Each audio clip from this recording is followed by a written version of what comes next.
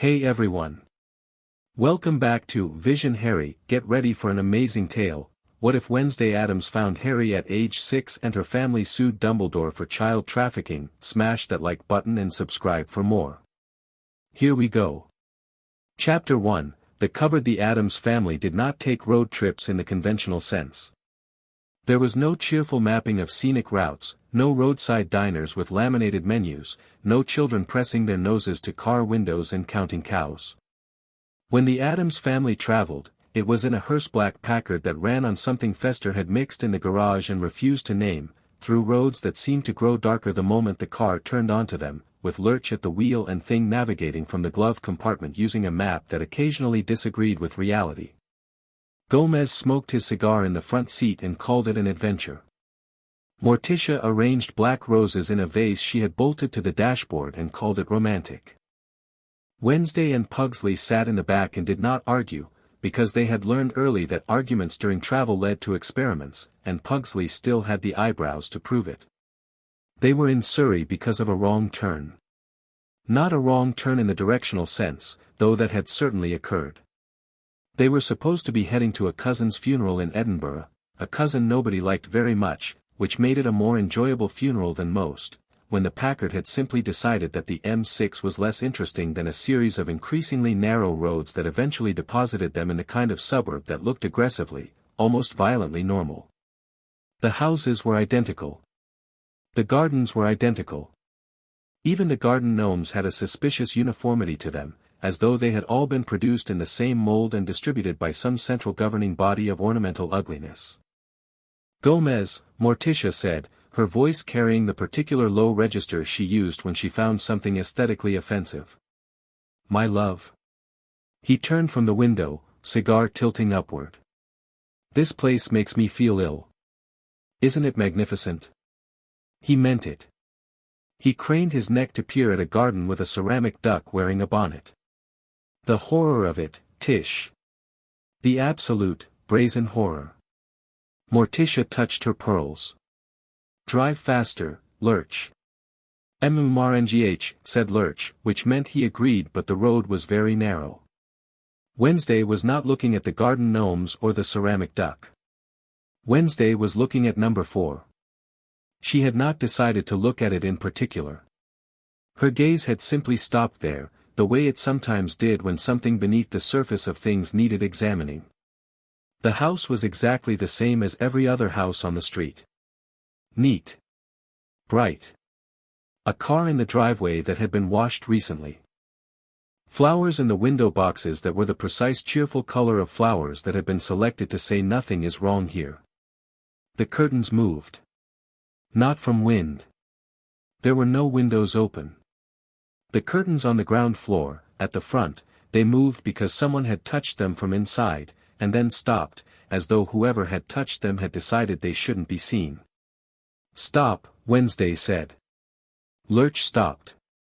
He was very good at reading Wednesday's voice, possibly because it almost never changed inflection, which meant that when it did, when it dropped 1 degree quieter, the way it just had, things were serious. Gomez looked back. Everything all right, my dearest Wednesday? No, she said, and opened the car door. Morticia and Gomez exchanged a look.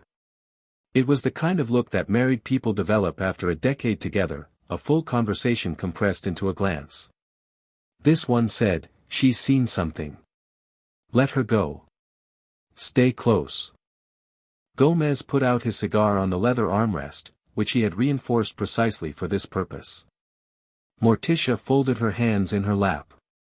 Wednesday walked up the path to number 4 Privet Drive in her usual manner, which was to say without hesitation and without any particular expression, her black dress absolutely inappropriate for the late August heat that the rest of Surrey was wilting under.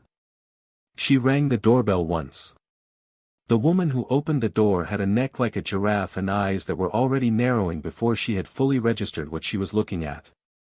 She took in Wednesday's dress, her braids, her expression, and her age, perhaps 11, and landed on the specific kind of adult outrage that is really just disguised alarm.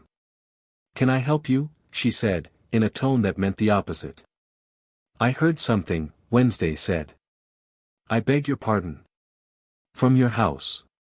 Wednesday tilted her head perhaps 2 degrees to the left. Under the stairs.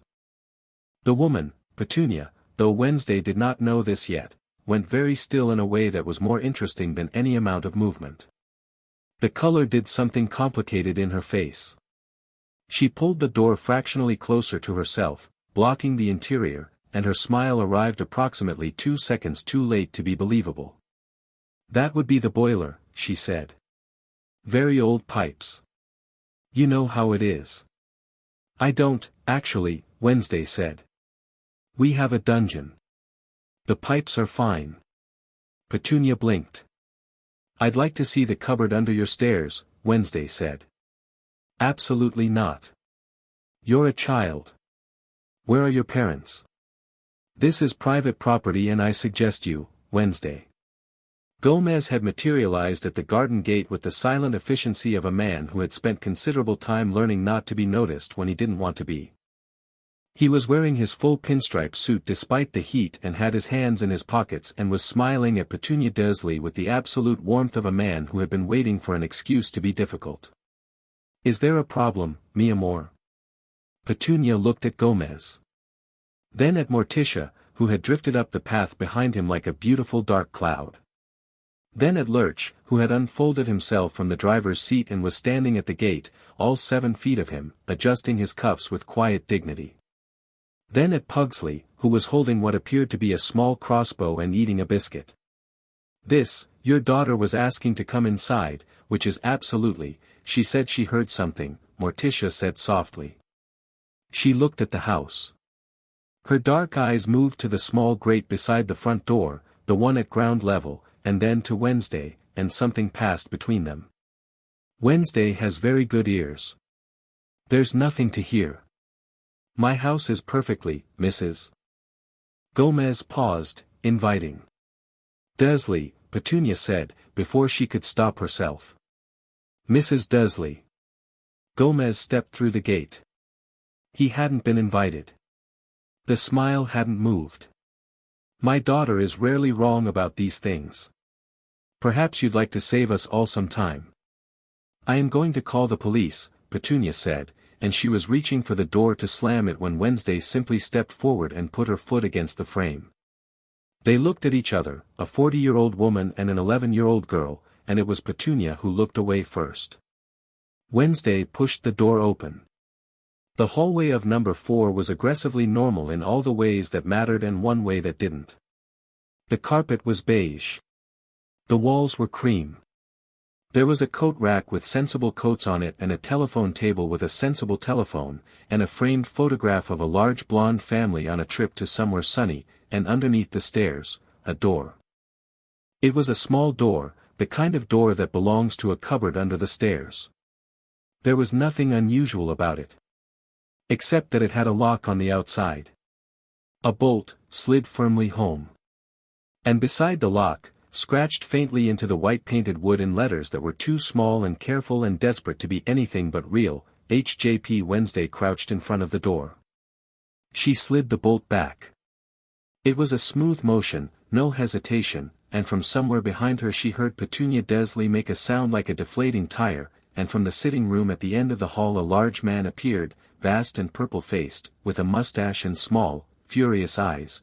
But Gomez had already stepped between him and Wednesday without looking, and said, pleasantly, I wouldn't, and the large man stopped. Wednesday opened the cupboard door. The smell came first, close, stale air, old clothes, the particular scent of a small space occupied for too long. There was a cot in there. A very thin mattress, gray with age, and a blanket that had started life as something else and given up. There was a shelf with broken toys on it, toys that had been mended repeatedly with different kinds of tape, the patches layered like geological strata. There was a cup with a spider in it, the spider having been arranged with some care against the side of the cup, as if kept company. And there was a boy. He was pressed into the back corner, knees drawn up, absolutely still in the way that small animals are still when they cannot run. He was very thin. He had dark hair that went in every direction and green eyes behind glasses that had been broken and rebent back into an approximate shape. He had a bruise on his left cheekbone that was 4 days old, yellow-green at the edges. He was wearing clothes that were at least 3 sizes too large. Pugsley's old hand-me-downs would have fit better, and he was looking at Wednesday with an expression that was trying very hard to be nothing. He was 6 years old. Wednesday looked at him for a long moment. He looked back. "There's a spider in your cup," Wednesday said. The boy glanced at the cup. Then back at her. "Her name is Charlotte," he said. His voice was very small and very careful, like someone who had learned to take up as little acoustic space as possible. "I'm not allowed pets. But she lives there. I don't think that counts." "It doesn't," Wednesday agreed. "I have a spider named Homer. He lives in my room. No one has been able to catch him for 3 years." The boy looked at her with an expression that was not quite a smile but was in the neighborhood of one. "Is he very fast?" "He's very smart," Wednesday said, which she considered the greater compliment. She looked at his cheek, at his wrists, at the state of the blanket and the cup and the broken toys mended with tape. She looked at the letters scratched into the door from the inside, because of course they were from the inside, HJP, scratched with what had probably been a thumbnail. She filed all of it away. "What's your name?" she asked. "Harry," he said. "Harry Potter." "I'm Wednesday Addams." She stood up and held out her hand. He stared at it, then at her, then uncurled himself from the corner and took it. His grip was very weak, the way grip is when someone is chronically underfed and carefully contained. Wednesday noted that too. "You're coming with us," she said. He blinked. "I can't." "Why not?" He opened his mouth. Looked past her at the hallway. Then back at her. And the truth of it was that he didn't actually have an answer, because the reason he couldn't leave was the same reason children in those situations always can't leave, which is that someone had told them they couldn't often enough that it had started to feel like a law of physics. Wednesday could see the moment he realized that. It moved across his face like weather. "I have a cup with a spider in it," she said, "and a car that runs on something my uncle invented. We're going to Edinburgh for a funeral. You can come." Harry Potter looked at her for 3 full seconds. "Okay," he said. He picked up the cup with Charlotte in it and stood up, and Wednesday walked out of the cupboard with him just behind her, and that was that. What followed was not, technically, a scene of great drama. Petunia Dursley had begun crying, which she seemed to feel was an argument. Vernon Dursley, the large man, the purple-faced one, had in fact called the police, and was now on the telephone saying things like trespassing and our nephew and you don't understand the situation. Their son, Dudley, had appeared at the top of the stairs eating a chocolate bar and staring with wide eyes at the gathering below, and had then retreated, because even at the age of 8 Dudley Dursley had an animal instinct for when things were not going well for his side. Gomez stood in the center of the Dursley hallway looking at Harry Potter and did not say anything for approximately 8 seconds, which was the longest Wednesday had ever seen him be quiet. Then he crouched down to Harry's level, in his full pinstripe suit, and said, gently and with absolute sincerity, "Hola, pequeño. I am Gomez Addams. That is my wife Morticia. The gentleman at the door is Lurch. We mean you no harm." Harry, who had been waiting for the part where someone grabbed him and put him back, looked at Gomez with undisguised assessment. "Your suit has pinstripes," he said. "It does. I've never seen a suit that close before. You can touch it if you like." Harry reached out and ran 2 fingers along a pinstripe with the focused attention of a scientist. Then he nodded, as though this confirmed something. Morticia drifted past them both to where Petunia was standing against the wall in a state of vocal distress, and looked at her for a long, quiet moment. Morticia was very tall and very pale and her hair was an architectural event and she had been the cause of sleeplessness in fully grown men at 40 paces. Petunia Dursley was not immune. "When," Morticia said softly, "did he come to live here?" "He was left with us, we never wanted, when." Petunia swallowed. 5 years ago. He was a year old. Left on the doorstep. We didn't ask for him, his parents were, left on a doorstep, Morticia said. She said it the same way she would have said, and then they boiled the children. Slowly. As if making sure she had heard correctly, and was now permanently recording it. There was a letter, Petunia said, and now she sounded, for the first time, less aggressive and more frightened. Not of Morticia, or not only. Frightened the way people are when a thing they buried has been dug up. From a man, a professor, he said he was. Said Harry had to stay with us, for his own protection. That there were people after him. Dark wizards. Magic. She said the last word like a mouth full of vinegar. We're not like that. We're normal people. Evidently, Morticia said. Vernon Dursley had finished his telephone call and turned around to find Gomez directly behind him, smile intact, and flinched badly enough to knock a framed print off the wall. The police are coming, Vernon said. He had a vein visible in his forehead that Pugsley was observing with professional interest. Wonderful, Gomez said. I've been wanting to talk to someone official. My daughter has documented. He produced a small notebook from his inside pocket, because Gomez Addams was always carrying something from his inside pocket, 3 external bruises consistent with impact rather than play, a child 6 years old in a residential structure normally used for storage, inadequate bedding for the ambient temperature, and clothing 5 sizes too large for the wearer. She noted all of it. He glanced at Wednesday with unmistakable pride. Wednesday was standing beside Harry with her arms at her sides and her face arranged in its usual configuration, but she was standing at an angle that meant she was between Harry and the door to the sitting room, and she had positioned herself there without appearing to think about it. She's 11 years old, Vernon said, his voice going for contemptuous and landing on frantic. She is, Gomez agreed pleasantly. I can only imagine the assessment a properly trained authority will make. The police arrived 17 minutes later. 2 officers, a man and a woman, who came in with the patient professional manner of people responding to what they expected to be a neighborhood dispute, and then looked around the Dursley hallway at the assembled cast, Lurch in the doorway, Gomez and his notebook, Morticia and her stillness, Pugsley and the crossbow he had hidden but not well enough, Wednesday standing in front of Harry who was holding a cup with a spider in it, and took a breath. It took 45 minutes. By the end of it, Vernon Dursley had been spoken to about the bolt on the outside of the cupboard door. Petunia had been spoken to about the marks on Harry's arms, which the female officer had documented quietly and with a controlled expression that meant she was professionally containing something considerably stronger.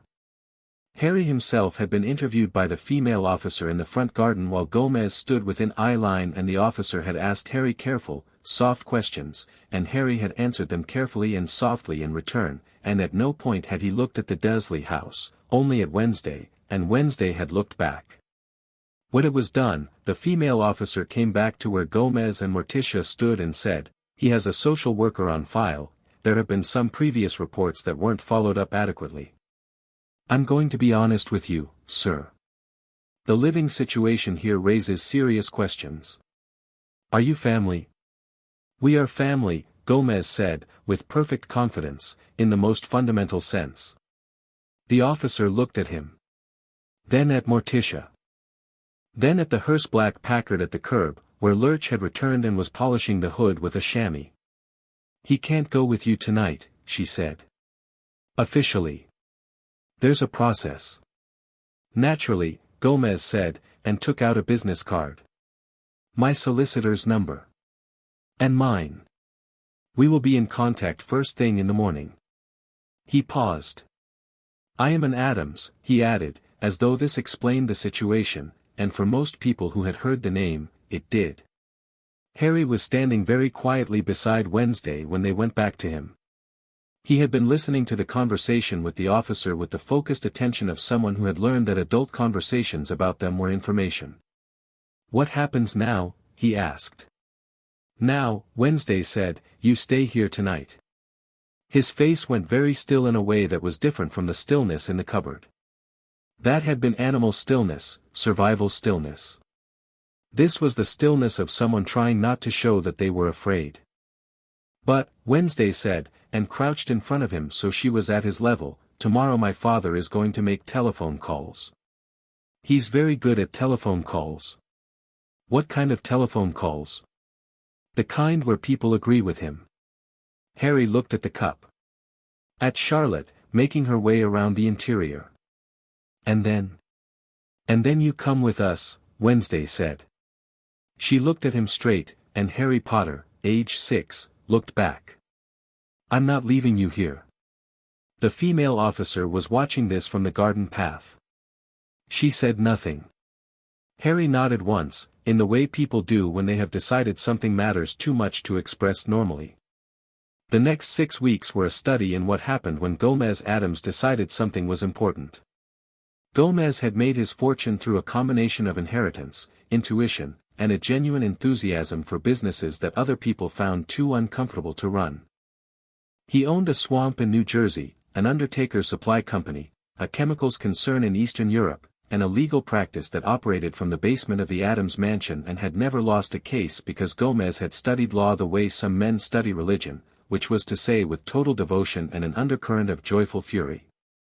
He was one of those people who are genuinely brilliant but seem approachable because they're also genuinely fun, which meant that people consistently underestimated him right up until the point where they realized they were sitting in a room and couldn't figure out how he'd managed to own it. The social services file on Harry Potter went from 3 thin reports to a 6-inch folder in approximately 4 days.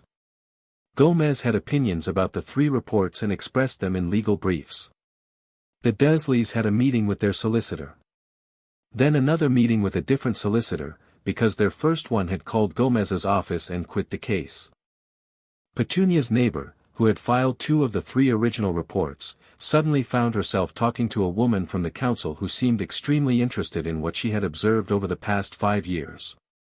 Morticia, meanwhile, had Harry's medical assessment arranged through their family physician, a Dr. Cadaverini who worked out of a Georgian townhouse in Knightsbridge and had a manner so precise and matter-of-fact about injury documentation that no one who met him could tell whether to be comforted or unsettled.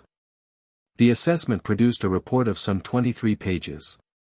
Harry was brought to the Addams mansion, Addams Manor, in the Westchester sense, though this was the family's London residence, on a Tuesday in September, by way of a temporary fostering arrangement that had been expedited in a manner that would have surprised anyone who didn't know Gomez. He arrived with a plastic bag. It contained a change of clothes, the cup with Charlotte, and a small book he'd borrowed from school that was 3 weeks overdue and that he seemed to be hoping no one had noticed. Wednesday met him at the door. "Your room is next to mine," she said, by way of greeting. "I've put Homer's tank in the hall between them so he can go back and forth. He doesn't tend to go into other people's rooms without permission." Harry looked at her. Then at the door behind her, at the house, which was not so much a house as an architectural argument, tall and dark and full of windows that seemed to look back at you, ivy consuming the east wall, a weather vane at the top that appeared to be a wraith. "Is it haunted?" Harry asked. "Parts of it," Wednesday said. "Our great-aunt Callista lives on the 3rd floor. She's been dead since 1932. You get used to her." Harry took this in with the equanimity of a child who had learned early that the world was full of things you got used to. "Okay," he said, and walked in. Gomez swept down the staircase in a burgundy smoking jacket, arms wide, and welcomed Harry with the particular Addams style of welcome, which was warm, excessive, and completely genuine.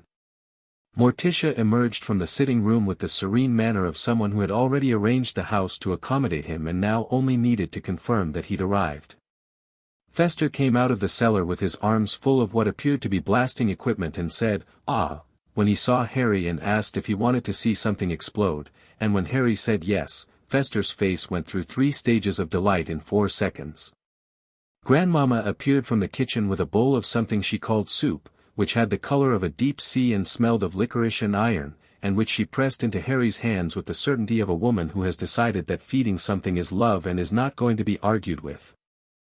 Pugsley assessed him from the 2nd-floor landing. Harry looked up. Pugsley held up the crossbow. Harry said, "What's the range?" and Pugsley said, 40 feet, but I've modified the tension so it's more like 60, and they had been friends for approximately that long. Lurch brought Harry's plastic bag to his room without being asked. The room was not pink or bright or decorated with the things children's rooms are usually decorated with. It was large and quiet and had dark wallpaper with a pattern that took a while to resolve into what it actually was: moths, hundreds of them, wings spread, and a bed with an iron headboard and sheets that were actual quality, and a desk that was solid wood and had space for his library book, and a window that looked over the garden, which at night looked like something Edgar Allan Poe would have called lush. Harry stood in the middle of it and turned around once. Then he sat down on the bed, put Charlotte's cup carefully on the nightstand, and put his hands in his lap, and didn't say anything for a while. Wednesday was standing in the doorway. "You can decorate it," she said. "How you want." "I've never had a room," Harry said. Wednesday said nothing. She filed this away with everything else she had been filing away about Harry Potter, into the specific category she had created for it, the one she had not named but which had the shape of something she intended to do something about. "You have one now," she said, and left him to it.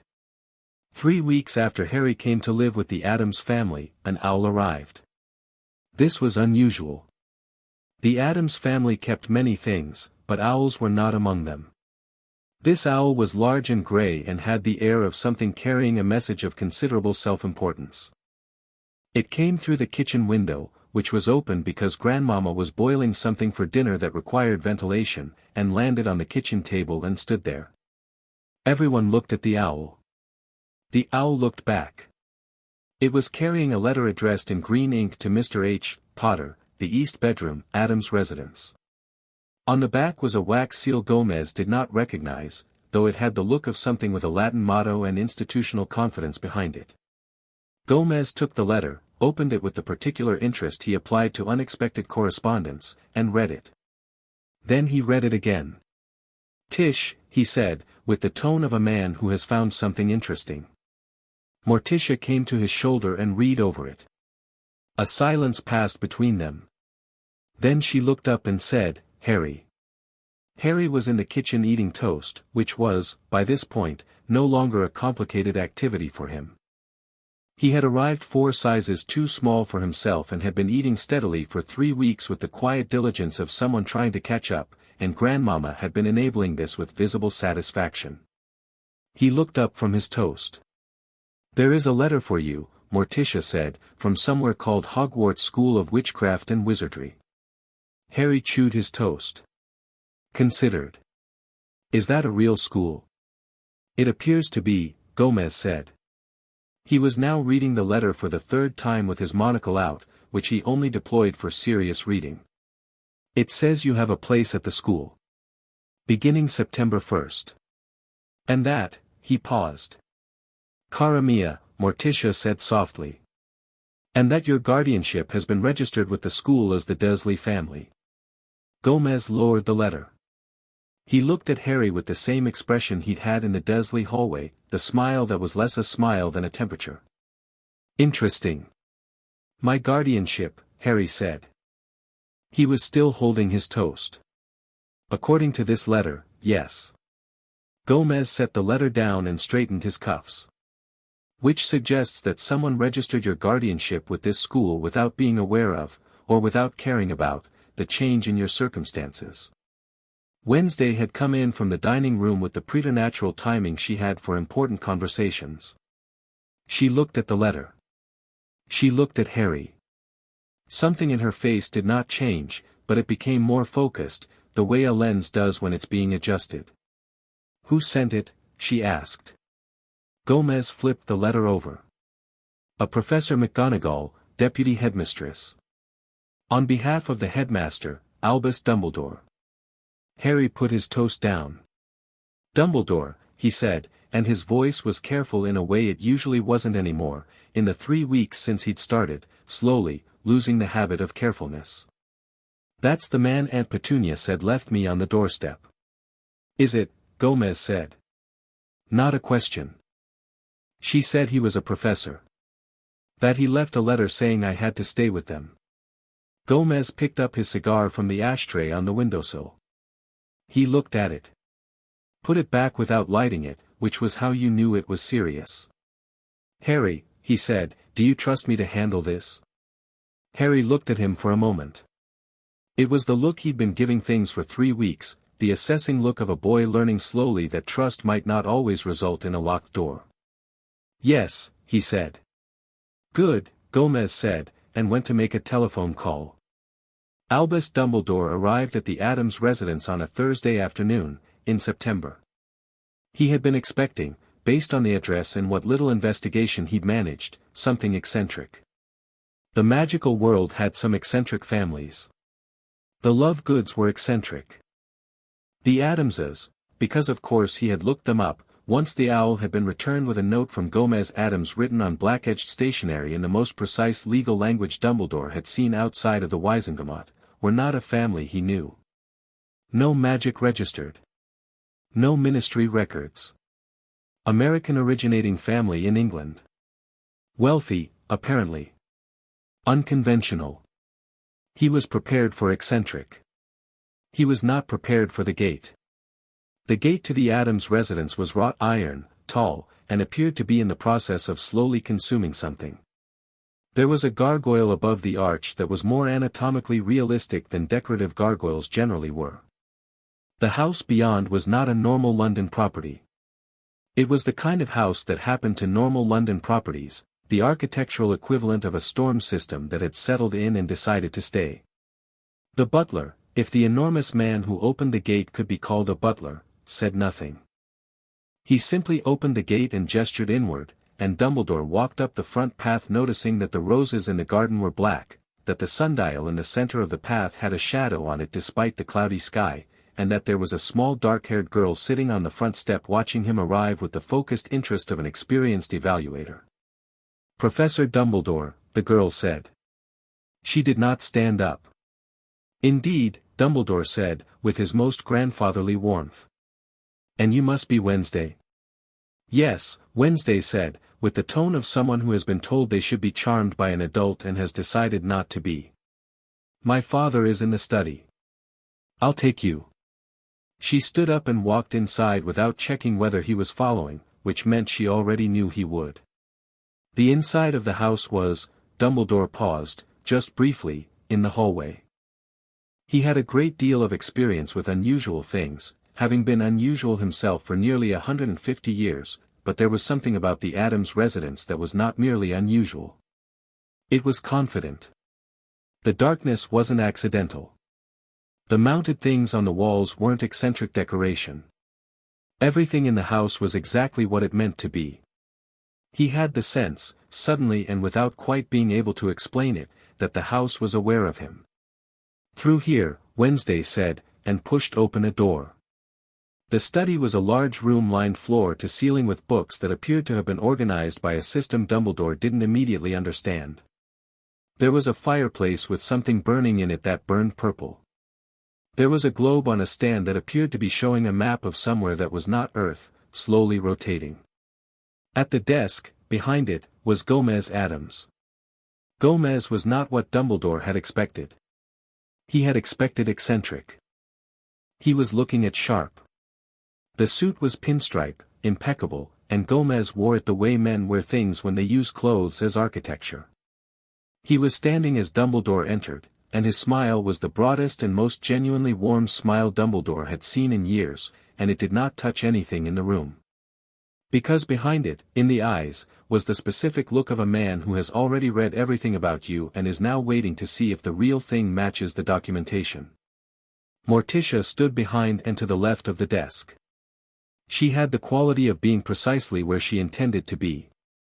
"Professor Dumbledore," Gomez said warmly, stepping forward and extending his hand. "A genuine pleasure. Gomez Addams. Sit down, please. May I offer you anything? We have a remarkable sherry. Grandmama made it from something she grew in the greenhouse."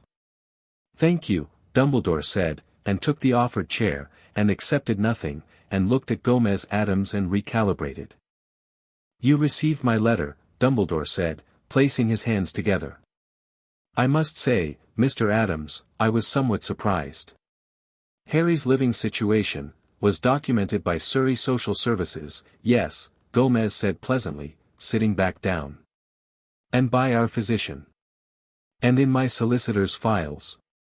And in the preliminary documentation I've filed with the Department of Family Affairs, which, if you're not familiar with it, is a department of the magical government that your letter helpfully pointed me toward. He paused. Your letter was very informative. I've done a great deal of reading in the 2 weeks since it arrived. Dumbledore was quiet for a moment. I see, he said. I suspect, Gomez said, and now the warmth in his voice had the quality of something underneath it, that you came here expecting to collect Harry. I came here to discuss his situation, Dumbledore said carefully, and to explain some things about the magical world that his current guardians may not be aware of, the blood wards, Morticia said, from her place beside the desk. Her voice was very quiet. You're going to explain the blood wards. Dumbledore looked at her.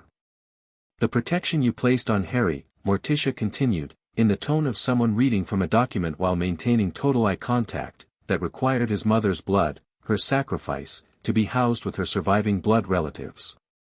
Yes. She paused. I've been doing reading of my own. The magic is ancient, Dumbledore began, and the necessity, Gomez said, and something shifted in his voice, something that had been underneath the pleasantness and had now decided to come up, does not explain 5 years in a cupboard. It does not explain the bruising documented in pages 4 through 7 of Dr. Cadaverini's report. It does not explain a child who did not know what it was to have a room until 3 weeks ago. Silence. The purple fire crackled. I was not aware, Dumbledore said, after a moment, of the full extent of the conditions. No, Gomez said. You weren't. He let that sit. Which is interesting, isn't it? Given that you placed him there. Given that no one in your world, no one in the world that calls Harry Potter its hero, its savior, the boy who brought down Voldemort, checked. In 5 years. The wards required, the wards, Wednesday said. She was standing in the doorway. No one had heard her come back. The wards, she said again, quietly, her eyes on Dumbledore, required him to be miserable. Is that right? Dumbledore looked at her. She was 11 years old. She looked at him with the complete absence of deference that is either the mark of someone who doesn't understand power or someone who does and has decided they're not going to respect it simply because it exists. The magic, Dumbledore said carefully, works when the child can call the place home. He slept in a cupboard, Wednesday said. Wednesday, Morticia said gently.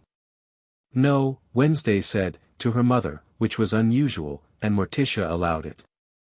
He slept in a cupboard for 5 years and you knew where he was and you never came. She looked at Dumbledore without blinking. I found him in 3 minutes. The room was very quiet. Dumbledore looked at this 11-year-old girl who had walked into a stranger's house in Surrey and opened a locked door, and felt something he did not often feel, which was that he was being held accountable by someone who was not interested in his reasons. I will need to speak with Harry, Dumbledore said. Harry, Gomez said, is not available to you today. Mr. Addams, I would also like to draw your attention, Gomez said, and opened the desk drawer and produced a folder, to this. It is a preliminary brief. He set it on the desk. He did not push it toward Dumbledore. He simply left it there between them. It outlines a claim in magical law. I have engaged a specialist in both jurisdictions, as it happens, regarding the placement of a minor child with known inadequate caregivers, the absence of supervision, and the conditions that resulted. It also raises some questions about the nature of placing a child in a location based on magical requirements without the consent of the child or any appointed legal guardian. He smiled. I believe the technical term, Gomez said, is unlawful confinement. In the Muggle jurisdiction.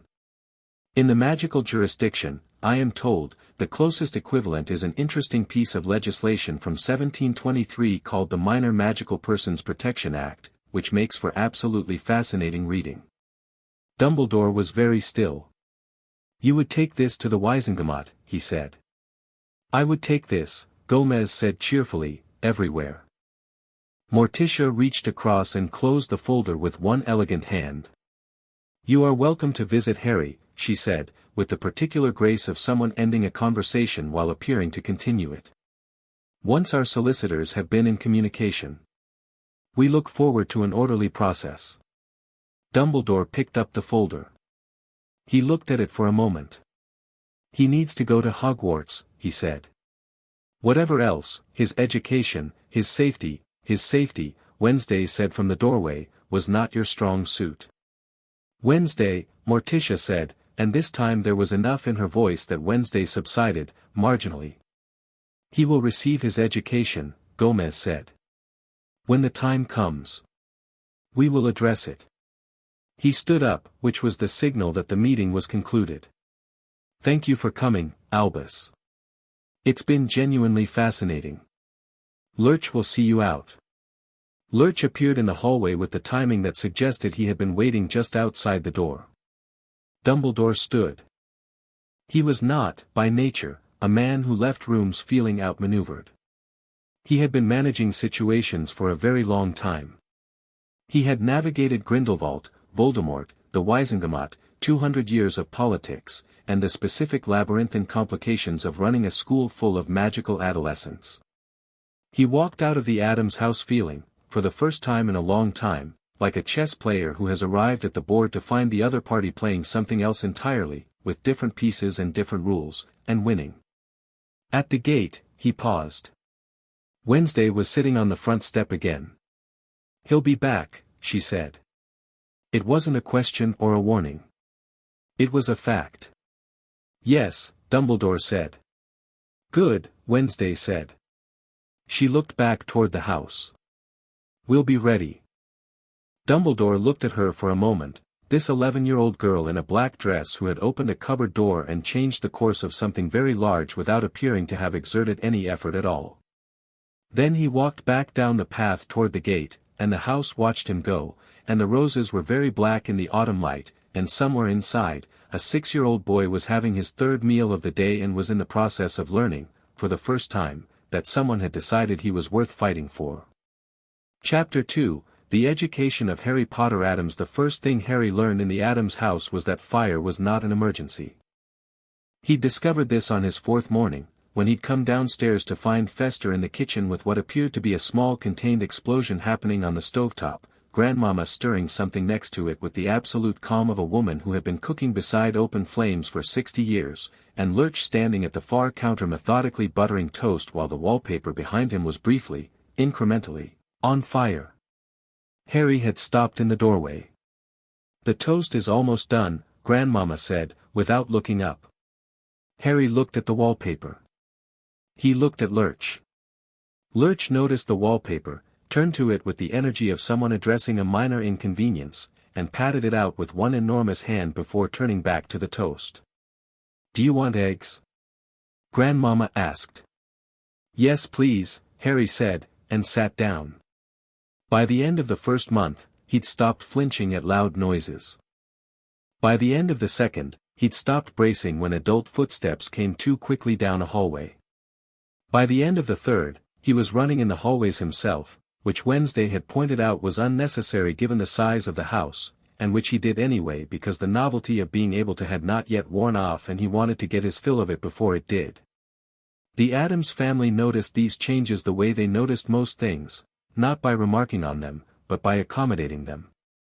Gomez had started involving Harry in his morning reading, not because Harry could understand most of what Gomez read, but because Gomez explained things when Harry asked and never made the asking feel small. Morticia had quietly acquired a set of books at exactly Harry's level and left them on the desk in his room without comment, which was its own kind of warmth, the kind that doesn't draw attention to the gift so the receiver doesn't have to perform gratitude. Grandmama taught him to make tea. Fester taught him things about chemistry that were probably not in the school curriculum and were definitely not safe. And Wednesday taught him everything else. She was methodical about it in a way that nobody who hadn't spent time with Wednesday would have expected from someone her age. She had decided, in the precise and unilateral way that Wednesday made all her decisions, that Harry's education had significant gaps and that filling these gaps was her project. Not in a charitable sense. She wasn't doing it for him. She was doing it because she found gaps in knowledge offensive, and because Harry was hers in the way that things you find and keep are yours, and she took care of her things. She started with reading, because his reading was behind, and she taught him with the same method her mother had used with her, which was to select reading material that was interesting enough that you stopped noticing you were learning. For Harry, this meant a combination of natural history. He loved creatures with an enthusiasm that Wednesday found excessive but did not discourage, and what Wednesday called useful stories, which were stories in which people solved problems and survived things, told well enough to justify the time spent on them. Within a year, Harry read faster than most of his year group at school. Within 2 years, he was reading Gomez's law journals for fun, or at least reading them and asking questions, which amounted to the same thing. The magic started doing things, too. It had always been doing things. Harry had known this about himself, the way you know things that have always been true, the way you know your own heartbeat, but at Privet Drive, it had been the kind of knowledge that got you locked in a cupboard, so he trained himself not to notice it. In the Addams house, that training fell apart within the first few weeks, because nobody in the Addams house reacted to strange things with the sequence of alarm, denial, and punishment that Harry had braced for. He made it rain on the inside of his room one night, a proper drizzle coming from nowhere, no cloud visible, and had sat bolt upright in bed expecting shouting, and then lay back down when nothing happened and listened to it and thought about it, and went to sleep to the sound of rain that he had made. In the morning he told Wednesday, because he told Wednesday most things that were interesting. Wednesday had said, again, with the specific focus she brought to experiments. "I don't know how I did it," Harry said. "Do it without knowing how," Wednesday said. "Intent is usually enough to start." Harry concentrated on the ceiling. Wednesday watched. After 40 seconds, a very small cloud formed near the light fixture and produced 6 drops before dissipating. "Good," Wednesday said, making a note in the small black notebook she'd started keeping for Harry's abilities. "What else can you do?" "I don't know." "Then we'll find out," Wednesday said. They spent the entire afternoon on it. By the end of the day Harry had confirmed, he could move small objects without touching them, he could warm things up by thinking at them, he had once caused all the windows in a room to open simultaneously when he'd been feeling crowded, and on one occasion he had been so angry at Dudley's face, during one of the early contact sessions at the social worker's office, before those had been discontinued, that the lights in the building had gone out across a radius of approximately 40 feet. Wednesday had written emotional amplification in the notebook and underlined it twice. "Is it dangerous?" Harry asked. "Probably," Wednesday said. "Most interesting things are." Gomez, who had been watching them from the doorway with his arms folded and an expression of absolute incandescent pride, went back to his study and composed a letter to someone he'd been researching since Dumbledore's visit, a private magical tutor with an international reputation and a sideline in working with children whose abilities didn't fit the standard categories. The tutor was named Arcadia Blackwell, and she showed up 3 weeks later with a leather satchel and a manner that suggested she had seen everything and been surprised by very little, and took one look at Harry and said, "Right, where do you want to start?" With intent, Harry said immediately, because Wednesday had been saying it for 2 weeks and it had lodged. Arcadia raised both eyebrows. "Intent-based control. That's an advanced framework." "He's 7, Wednesday said, which was not precisely relevant but which seemed to be her way of saying try to keep up. Arcadia worked with Harry every week for the next 4 years. She was excellent, precise, unflappable, genuinely interested in what Harry could do rather than what he was supposed to be able to do according to curriculum. She taught him control not as a suppression of magic but as a conversation with it, the difference between holding something back and directing it, which is the same as the difference between a wall and a riverbed. Magic in a wall has nowhere to go. Magic in a riverbed goes exactly where you aim it. Harry was a natural. This would have been less remarkable in a world where all magical children were allowed to develop naturally, but in a world where most of them were told to wait, to suppress, to hold it back until the appointed hour at age 11, he was extraordinary.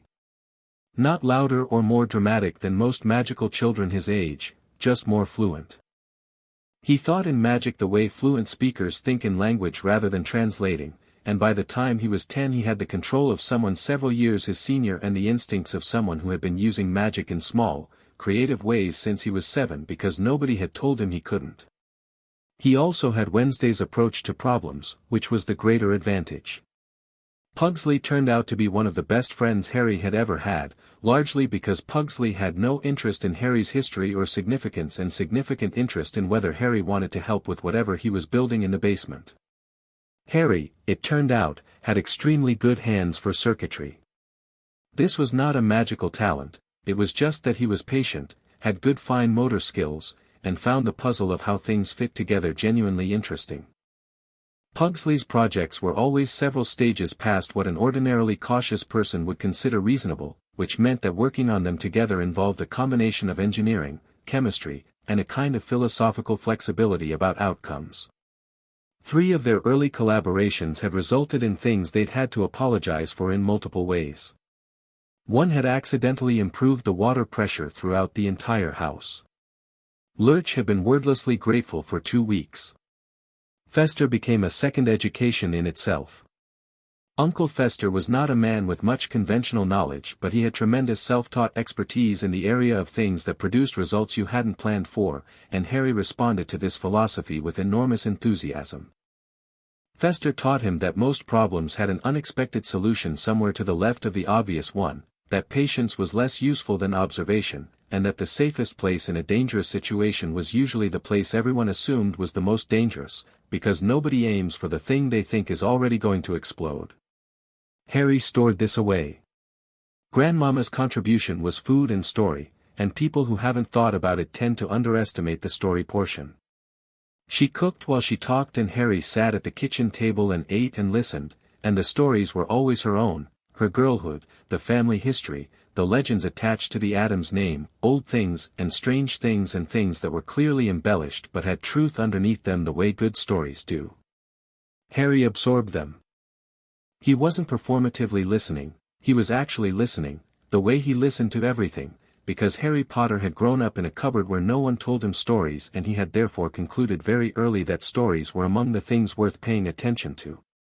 And Morticia, who said less than anyone and meant everything by it, taught him to be still. Not passive. Not contained. Still. The difference was everything. Morticia was the most present person Harry had ever met. She occupied rooms the way weather occupies landscapes, completely, from edge to edge, and she did it all without making noise about it. She taught him this by example, the way she taught most things, until Harry noticed that he could walk into a room and know what was in it before he'd looked around, that he could sit in silence without it feeling like punishment, that he could wait. She also taught him that love is a strategy. Not deliberately. She would never have put it that way. But Harry watched Gomez and Morticia together, watched the way they moved through the world as a single system of 2 parts, the way they fought for things and for each other and for their children, the way Morticia's stillness and Gomez's energy had never, in all the time Harry had lived with them, cancelled each other out, and he understood something that years in the Dursley house had nearly untaught him. That care was not weakness. That choosing to love someone was not giving them ammunition.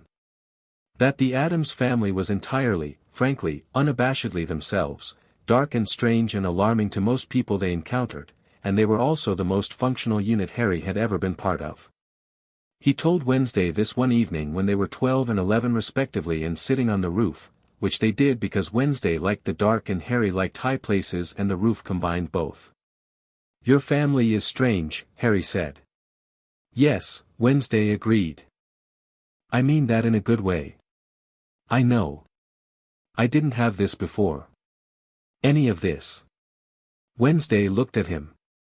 In profile, in the dark, she had the same expression she always had, settled, contained, the expression of someone who has thought about things and arrived at her positions carefully.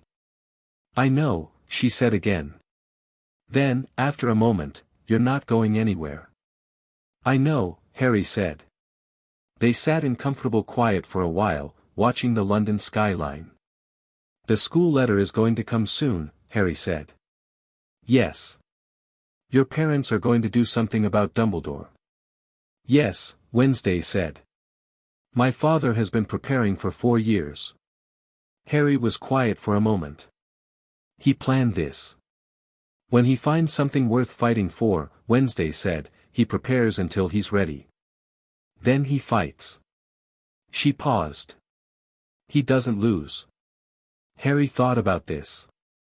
He thought about the folder on Gomez's desk, the one that had been growing for 4 years. He'd seen it, had been shown pieces of it, because Gomez had been, quietly, preparing Harry to understand what was being built on his behalf. The magical laws, the documentation, the contacts in the ministry, the specialist legal counsel. The case had been assembled with the care of something that was intended to win, not to make a point. Gomez Addams found no joy in gestures. He found joy in results. I want to testify, Harry said. Wednesday turned to look at him. You'll be 11. I know. The Wisengamot, let them look at me, Harry said, and his voice was calm, the particular calm that was Morticia's stillness but built on something harder, the kind of calm that comes from deciding, deliberately, not to be afraid of a thing. Let them look at me and explain why what they did was all right. Wednesday looked at him for a long moment. Okay, she said, and meant it. The Hogwarts letter arrived on a morning in late July, when Harry was 10 going on 11 and the house was in the middle of what Fester had called a contained experiment and everyone else was calling a significant structural concern. It arrived by owl, as before, a tawny one this time, smaller and more businesslike than the first, which had arrived during a séance Grandmama was conducting in the dining room. The séance had been for a relation who died in questionable circumstances in 1987 and who Grandmama was convinced was being cagey about the details. The owl had landed on the séance table in the middle of a critical moment, and the relation in question had taken the opportunity to dissipate, and Grandmama had been irritated for 3 days. This time the owl arrived during breakfast. Harry was at the table with Gomez and Wednesday and Pugsley, and Lurch brought it in on a silver tray, the letter, not the owl, with the solemnity he brought to all communications that seemed to carry weight. Harry opened it. He read it. He set it down. Gomez, who had been waiting for this for 4 years, looked at his son, because that was how Gomez thought of Harry, with the specificity that mattered, and said, well. September 1st, Harry said. Hogwarts Express from King's Cross, platform 9 3/4. He looked up. The supplies list is interesting. The supplies list, Wednesday said, taking it from him and scanning it with the expression of someone conducting quality control, is a beginning. The letter, Harry said, picking up the main page again, still has the Desley address. It does, Gomez said. He picked up his cigar, which was already lit, and drew on it with the precise satisfaction of a man whose preparations were about to become relevant. I noticed. He glanced at Morticia, who had appeared in the doorway with her morning tea. Morticia looked at the letter. Then at Harry. Are you ready? She asked. I've been ready for 4 years, Harry said. Morticia smiled, which she did rarely and which was always an event. Then so are we. Gomez set his cigar down and went to his study and came back 3 minutes later with a folder that was, by this point, over 2 inches thick, and set it on the table next to Harry's breakfast. Harry looked at it. He'd seen it grow over the years, had sat in on some of the conversations around it, had read the sections that Gomez had marked as relevant for you, pequeño.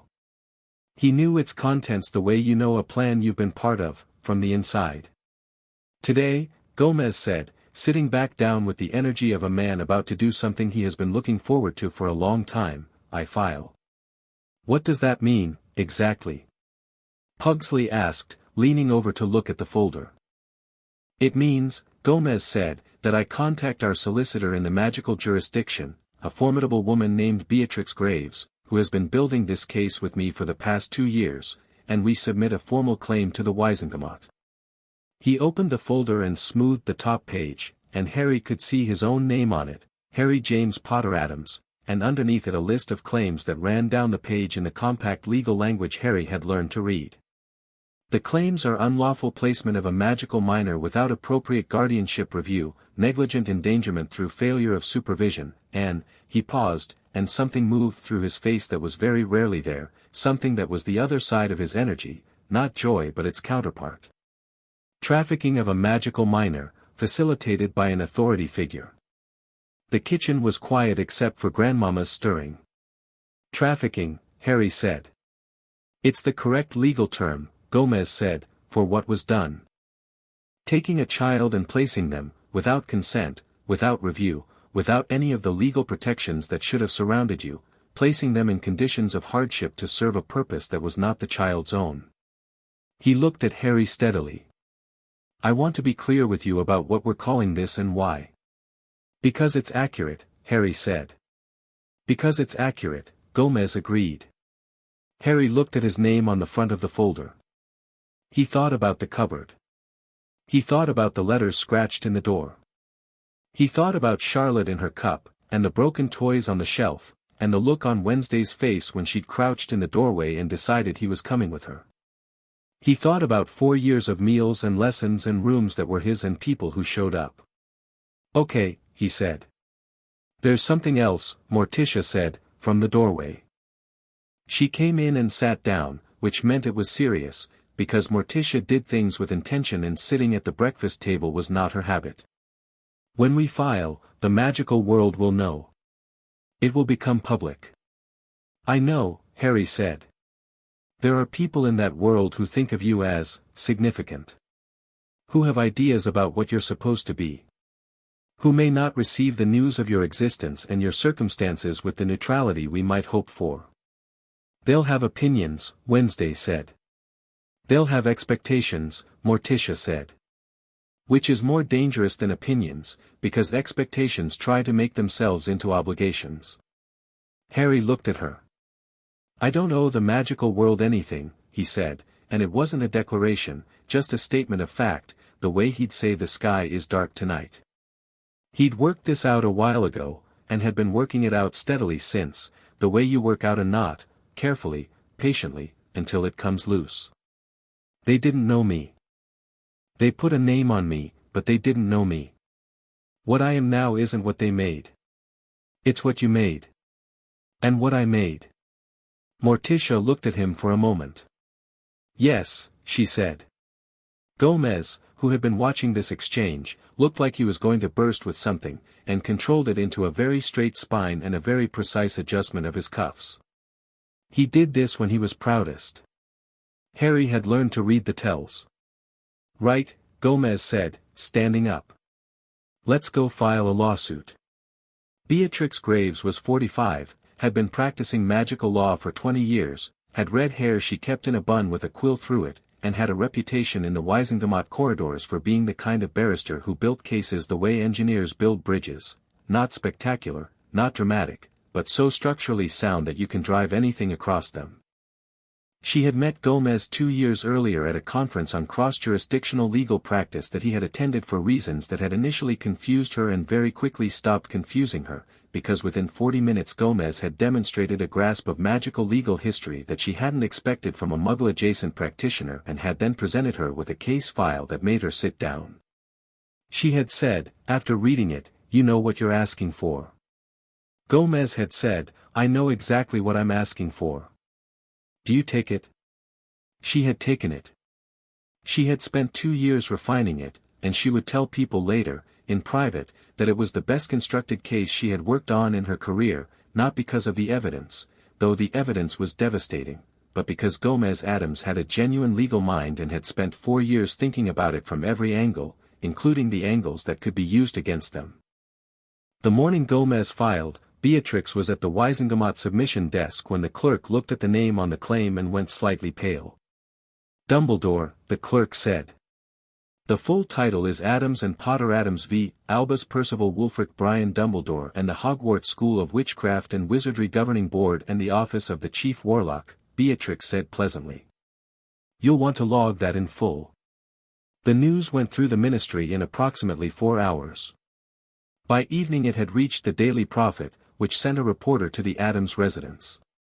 Lurch opened the gate and then stood in it, filling it completely, and the reporter eventually filed their piece from the street. By the following morning, letters had begun arriving. Some of them were supportive, from people who had thought for years that something about Harry's situation smelled wrong and had never had the standing to say so. Some were hostile, from people who felt that disrupting Dumbledore was disrupting order itself. Some were strange, from people in the magical world who had known Lily and James Potter and who were writing because they felt they should, because they felt the weight of what they hadn't done. Harry read some of them. Not all. He made a pile of the ones that seemed genuine and a separate pile of the ones that were using him for their own processing, and set both piles aside, because he wasn't ready to spend his energy on either. Wednesday had made a note of the senders. She had been making notes for 4 years. She had an organizational system that even Gomez found impressive and that she declined to fully explain. Dumbledore sent a letter of his own, formal, measured, requesting a meeting to discuss a resolution before the proceedings began. Gomez read it, replied with his solicitor's details, and filed it in the litigation folder. Morticia added it to the index. Professor McGonagall sent a separate letter, shorter, handwritten, that said she had been unaware of the full circumstances of Harry's placement and that she was, the word was crossed out and replaced, troubled by what had come to light, and that she looked forward to welcoming Harry to Hogwarts in September regardless of how the legal proceedings resolved, because his education was not contingent on the case. Harry appreciated this one. He put it in the drawer of his desk, next to Charlotte's old cup. Charlotte had died peacefully the previous winter at a respectable age for a spider, and Harry had kept the cup. "She sounds like she means it," Harry said to Wednesday. "Probably," Wednesday said. "She's a Gryffindor. They mean things loudly." "Is that bad?" "It's predictable," Wednesday said. "Predictable can be useful." "What are you?" Wednesday looked at him. "What do you mean?" "If you went to Hogwarts," Harry said. "What house?" She was quiet for a moment, and this was the specific quality of Wednesday's quiet that meant she was actually considering the question rather than dismissing it. "Slytherin," she said finally. "Or Ravenclaw.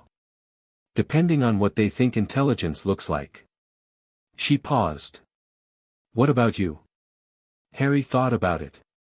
He thought about the conversations he'd had with Gomez about what the houses meant, the general shapes of them, loyalty and bravery and cleverness and ambition, and he thought about what he actually was, which was a boy who had been shaped by a family of people who found darkness interesting and were afraid of very little and thought that rules existed as useful guidelines until they stopped being useful. "I don't know yet," he said. "But I'll tell the hat what I think." Wednesday looked at him with something that was not quite amusement but was adjacent to it, in the way that things in her neighborhood could be. "Obviously," she said. The 2 months between filing and the start of term were a process of preparation that had the quality of Addams family preparation generally, which was to say it was thorough, slightly alarming to outside observers, and energizing to everyone inside. Harry and Gomez spent a week in Diagon Alley. Gomez had obtained access through channels that were entirely legitimate and that had still somehow caused the ministry's record office to have a small crisis, because nobody had quite anticipated a Muggle-adjacent solicitor navigating the magical jurisdiction's filing systems with that level of competence, and the mechanism by which he'd been granted access had created a precedent that 2 departments were still arguing about. Diagon Alley was Harry's first sustained exposure to the magical world. He had been reading about it for years. Arcadia had been a comprehensive teacher and had given him books in addition to lessons, but reading about something and walking down a cobblestone street where a man in emerald robes was arguing with a hat that was arguing back, while an owl tried to batter its way out of a cage 2 stalls over and something large moved in a tank in the back of a shop called Magical Menagerie, were 2 different experiences. Harry walked through it with his hands in his pockets and his eyes moving across everything, the way he moved through the Addams house, taking inventory. Gomez walked beside him matching his pace and commenting, because Gomez had also been reading for years and had opinions. "The one shop," Gomez said, as they passed Ollivander's. "This is the one Beatrix mentioned. Old shop. Old magic. The theory of the wand choosing the wizard is technically a commercial construction built on top of something that's actually true. Which is what? Harry asked. That some magical tools have affinities. That the right tool focuses intention better than the wrong one. Not because of fate, Gomez said, with a brief contempt for fate that was characteristic of a man who believed in results, but because of resonance. Harry looked at the shop window. Let's find out, he said, and went in. Ollivander was very old and had the specific kind of energy that very old people get when they have been doing one thing for a very long time and are still interested in it. He looked at Harry with immediate sharp attention, not the celebrity attention that had been flickering at the edge of some people's recognition, a double take, a glance, a sudden stiffening, the look people gave a scar, but the attention of a craftsman assessing a new variable. Ah, Ollivander said. Mr. Potter. His silver eyes moved to Gomez. And, Gomez Addams, Gomez said. I won't interfere. He found a chair against the wall and sat in it with the manner of a man attending a performance he expected to find interesting. Ollivander pulled wands. Harry tried them. The process took 40 minutes and produced 3 interesting near misses and one that Ollivander had been keeping in the back, the kind of wand he retrieved with the specific care of someone handling something he's been waiting to match, a wand of 11 inches, holly, with a phoenix feather core, that Harry picked up and felt immediately, the way you feel something that is working correctly, like a key in a working lock, except that it also hummed with something that was his own magic. Recognizing itself, and the wand produced a shower of gold and red sparks that went to the ceiling and a gust of warm air, and Harry looked at it and thought, oh. Holly and phoenix feather, Ollivander said softly. He was looking at the wand in Harry's hand with an expression Harry couldn't fully read. An unusual combination. The phoenix in question gave only 2 feathers. The other is in a wand I sold many years ago, to a very, he paused. It is a curious thing, Mr. Potter. Is it? Harry said. The brother wand, Ollivander said, belongs to the wizard who gave you that scar. Harry was quiet for a moment. He looked at the wand. He thought about what he knew about Voldemort, which was quite a lot, because Arcadia had believed in preparation and Gomez had believed in knowing your opponent, and he thought about what it meant that the wand was his anyway, that the choice had been made regardless of the connection. Good, Harry said. Then we'll understand each other. Ollivander stared at him. I'll take it, Harry said, and walked to the counter to pay, and Gomez in the chair by the wall had his eyes closed and a small smile on his face and was doing nothing to disguise how he felt about that. They bought the rest of the school supplies with the efficiency of 2 people who had a list and knew what they wanted. Harry lingered in the bookshop, as expected, and bought additional texts beyond the curriculum list, which Gomez also bought additional copies of for the house, and they had lunch at a small place that turned out to be excellent, and on the way back Harry stopped outside Magical Menagerie because something was staring at him from the window. It was a small black cat with ears that were slightly too large for its head and eyes that were an extremely vivid amber, and it was sitting in the window and looking at Harry with the specific disdainful assessment of a cat that has been evaluating humans for some time and finds most of them adequate at best. Harry looked at it. The cat looked back. No, Harry said, to himself. He walked 3 steps past the window. He stopped. He went back. Ridiculous, he said, to the cat. The cat narrowed its amber eyes. Harry went in and bought it and named it Alastair, and when Wednesday found out she said, "You named your cat after a Scottish king," and Harry said, "He has the bearing for it," and Alastair sat on Harry's shoulder and surveyed Wednesday with those amber eyes, and Wednesday, very briefly, reached up and scratched him under the chin, which she would deny under questioning. The night before the Hogwarts Express, the family had dinner together in the way they had dinner together for every occasion that mattered, which was all of them, the whole improbable group of them, at the long dining table with the candles lit and grandmammas cooking and Lurch presiding over the wine with the grave expertise of a man who took this particular duty extremely seriously. Gomez made a speech. He almost always made a speech. This one was about Harry, and it was in 3 languages, and at least one of the passages was from a poem and another was from a legal brief, and it ended with Gomez raising his glass and saying, "To Harry, who walked out of a cupboard and into the worst and best family for him in the world." Everyone raised their glasses. Fester raised too because he'd gotten confused. Grandmama drank first and nodded, which was a high honor. Harry looked around the table, at Gomez and Morticia, at Pugsley, at Wednesday with her characteristic expression of not quite anything that he had learned to read the subtext of, at Fester and Grandmama and Lurch, and felt something that was too large for the room but which the room held anyway. "Thank you," he said, which was not adequate and which everyone at the table understood perfectly. After dinner, Wednesday came and stood in his doorway, which was their version of a significant conversation. "Don't get sorted into Gryffindor," she said. "I'll see what I can do," Harry said. "I'm serious. The red and gold will clash with everything. Everything I own is dark, Wednesday." "Exactly," she said. "Don't ruin it." Harry looked at his trunk, packed, against the wall. Alastair was sitting on top of it, having made his assessment of it and found it acceptable as a perch. "I'll be fine," Harry said. "I know," Wednesday said. "That's not what I'm worried about." He looked at her.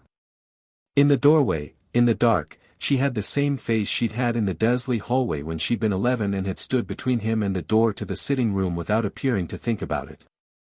Positioning herself. The way she always had. "What are you worried about?" he asked. She was quiet for a moment. "That you'll be somewhere I'm not for the first time," she said, "and something will go wrong."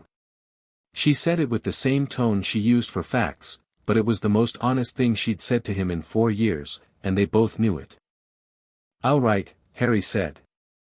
"Obviously," Wednesday said, like this was the given, and turned and went to her room.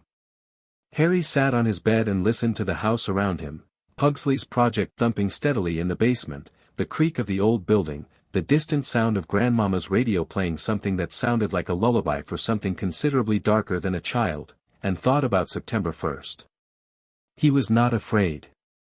He was something else, something that had no simple name, that was made of anticipation and preparation and the quiet certainty of someone who knows exactly who they are before they walk into a room. He had been given 4 years in this house. He had been given a family that didn't shrink, a sister who'd claimed him before he could speak, a father who'd spent 4 years building a case on his behalf, and a mother who'd taught him to be present in his own life. He was going to Hogwarts in the morning. The lawsuit would follow him there. Dumbledore would be watching. The magical world had ideas about what he was supposed to be. He picked up Alastair, who tolerated this with the grace of a cat who has decided that tolerance is, on balance, worth it. He scratched Alastair's ears. Alastair pushed back against his hand. Harry thought, let them have their expectations. Let them look. Let them see exactly what he was, which was not the boy from the cupboard anymore, or not only, which was also the boy who'd come out of it and been handed 4 years of the best possible wrong-seeming right education in the world, and had used all of it, and was walking into tomorrow with every single piece of it intact. The Wisingamot case would be heard. Dumbledore would have to answer for it. Harry would testify, when it was time. But first, there was a school, and a platform, and a train, and an entire world that thought it knew who Harry Potter was. He was looking forward to the correction. Chapter 3, The Lawsuit. The Wisingamot Chamber had not seen anything like it in living memory, and living memory in the magical world covered a considerable span of time. The chamber itself was underground, which most people who worked in the ministry found appropriately serious and which Gomez had found, upon first entering it, genuinely lovely. It was circular, old stone, lit by floating orbs that had been floating since the 15th century and had developed a kind of tired dignity about it.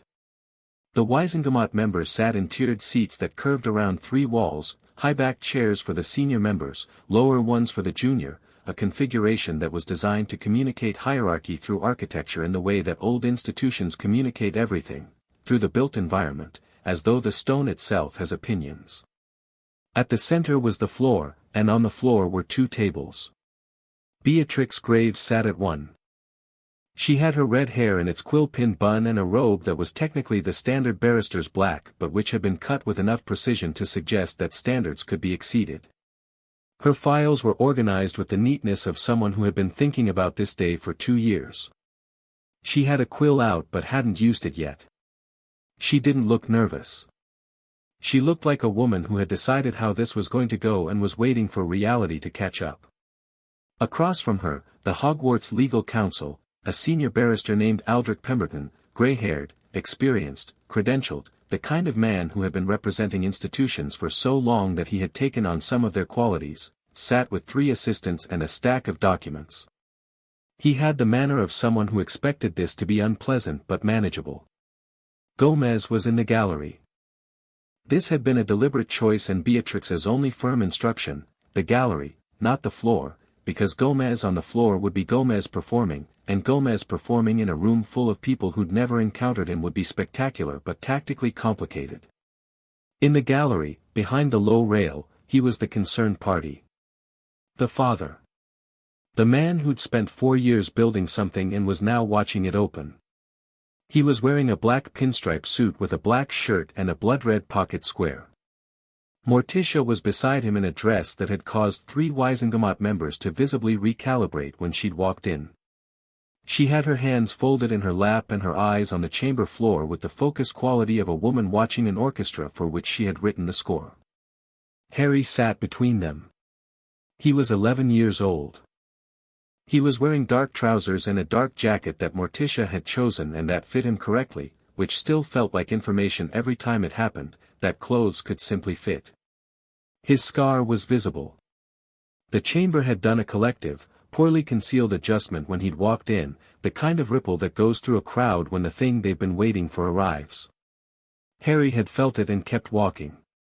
He sat down between Gomez and Morticia and put Alistair's carrier under his seat. He'd refused to leave the cat in the hotel, and nobody in the Addams family had suggested he should, and looked at the chamber floor with the same steady attention he gave everything. Wednesday was not here. She was at home. This had been the subject of a conversation that had lasted 40 minutes and had resolved with Wednesday saying, "Fine. But I want a full account tonight, and by full I mean everything," and Harry saying, "Obviously," and that being that. She had given him a notebook, a small black one, to take notes in. He had it in his inside pocket. Dumbledore sat in a chair to the left of Pemberton's table, not at it. He was not the defendant in the traditional sense. The claims were against him in his capacity as Hogwarts headmaster and as the individual who had made the placement decision, but he was present as the named party, and he sat with the particular quality of Albus Dumbledore sitting in a difficult situation, which was with dignity and the faintest suggestion that he was above it, the way old buildings are above the weather. His half-moon spectacles were on. His robes were purple. He looked like what he was, a legend, an institution, a very old man of immense power, and the chamber responded to his presence the way chambers respond to gravity. Harry watched Dumbledore with the same expression he'd worn looking at Ollivander's one-shop window, assessment, patience, no particular feeling about the outcome because the outcome had already been decided and the rest was process. Dumbledore, perhaps sensing the quality of attention from the gallery, looked up. He and Harry looked at each other across the chamber floor. Dumbledore's expression did something complicated. Harry's didn't. Then Chief Witch Griselda Marchbanks, 90 years old and running the proceedings with the efficiency of someone who had no patience for ceremony that exceeded its function, called the chamber to order. The opening arguments took 2 hours. Beatrix presented the case in the way she built bridges, from the foundation up, with nothing decorative that wasn't also structural. She laid the timeline first, November 1st, 1981, when Albus Dumbledore placed Harry James Potter, age 15 months, on the doorstep of number 4, Privet Drive, Little Whinging, Surrey, in the early hours of the morning, with a letter addressed to the occupants. No ministry filing. No formal guardianship transfer. No welfare assessment. No documentation of the conditions at the address. A letter, and a sleeping child, and a doorstep. She let the chamber absorb this. Then she moved to the conditions. She read from Dr. Cadaverini's report in the precise, affectless voice of someone who understood that affectlessness was more devastating than outrage for a document of this kind, because outrage lets the audience manage their reaction, and affectlessness does not. The Wisingamot members, a body that included people who had known Harry's parents, people who had fought in the war that made Harry what the magical world had called him, sat in their tiered chairs and listened to 23 pages of clinical documentation, and the chamber got very quiet in the way that chambers get quiet when something true is being said. Pemberton objected 4 times.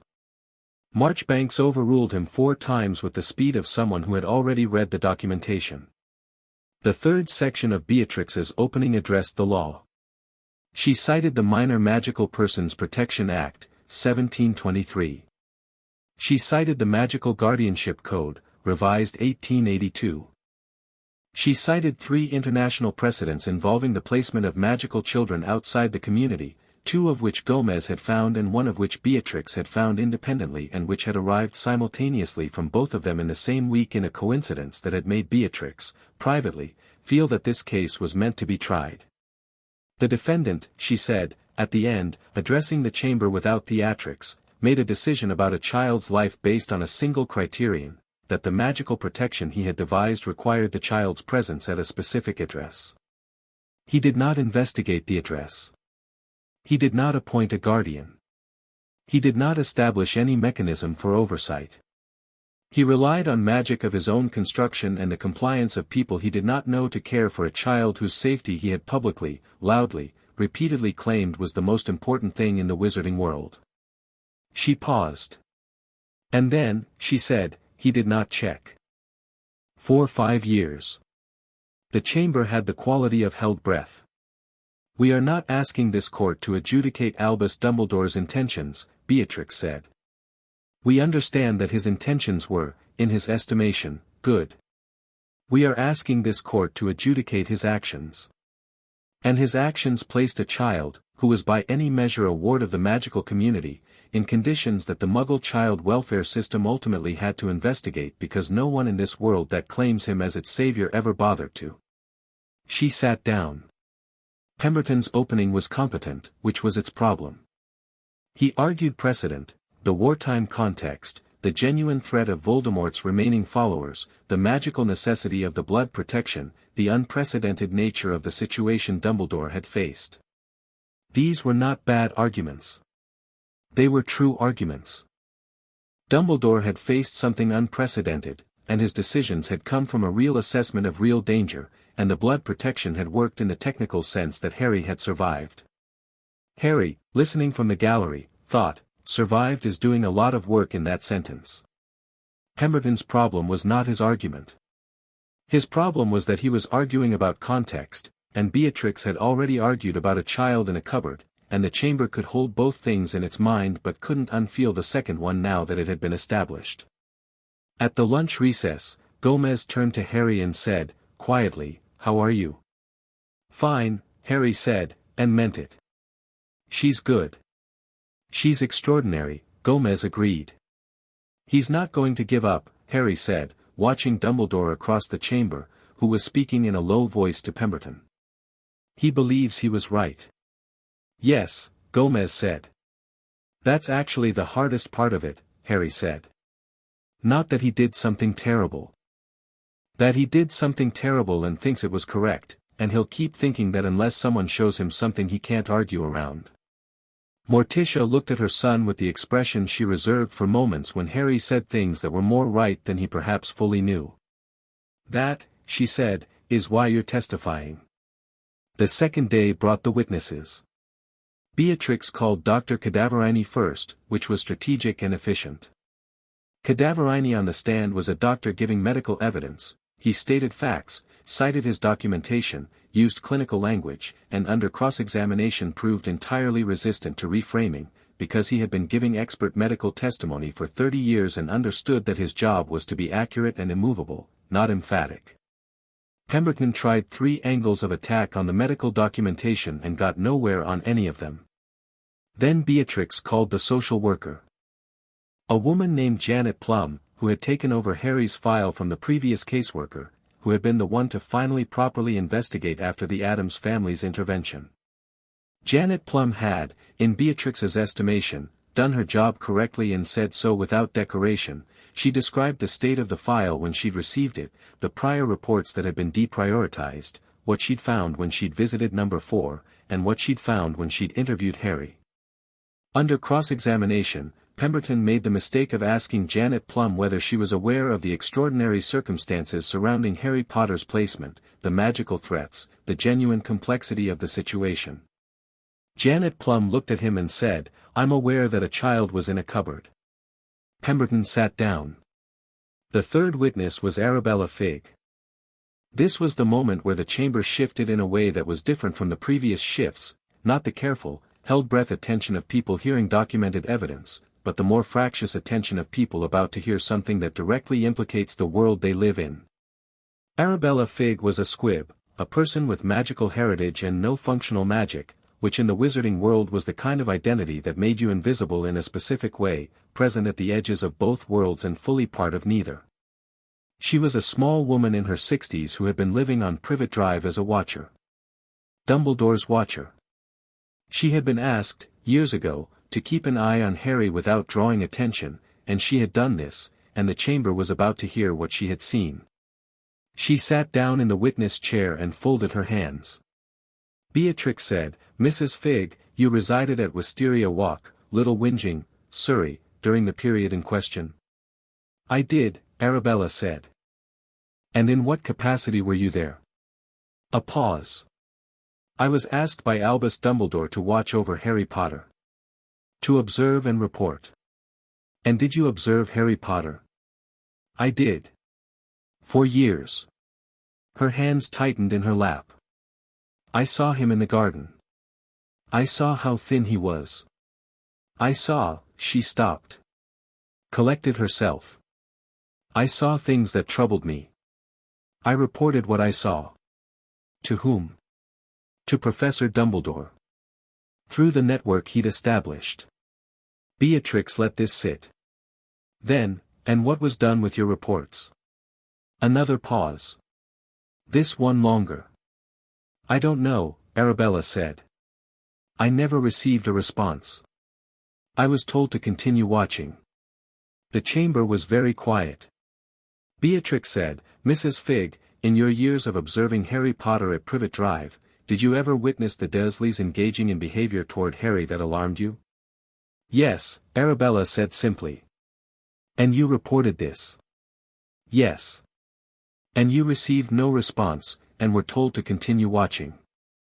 "Yes," Arabella said, and her voice had the quality of someone who has carried guilt for a long time and is now being asked to set it down in public, and doesn't know if setting it down makes it heavier or lighter. Pemberton's cross-examination of Arabella Figg was brief, because there wasn't much to work with. He established that she was not a trained welfare professional, that she had not seen every interaction between Harry and the Dursleys, that her observations were partial. These things were true. They were also, in the context of everything else, insufficient. When Arabella stepped down, she didn't look at Dumbledore. Dumbledore looked at her. His expression, for the first time, had something in it that wasn't composure. The third day was Harry's. Beatrix had explained the process to him twice, questions from her, cross-examination from Pemberton, and then, unusually, an opportunity for direct address to the chamber, which Marchbanks had granted at Beatrix's request and which was not standard procedure but which Marchbanks had decided she wanted to permit because she was 90 years old and had decided that standard procedure could accommodate itself to her judgment. Harry walked to the witness chair alone. He could feel the gallery without looking at it, Gomez, present and still, Morticia, a fixed point, the chamber full of people who had his name in their heads next to a mythology he hadn't written. He sat down and looked at Beatrix. She began with the facts, the chronology, his age when placed, his age when found, where he'd been found. Simple questions with documented answers. Harry gave them simply. He didn't perform distress or resilience. He answered the way Morticia had taught him to be in rooms, present, real, without excess. Then Beatrix moved to the 5 years.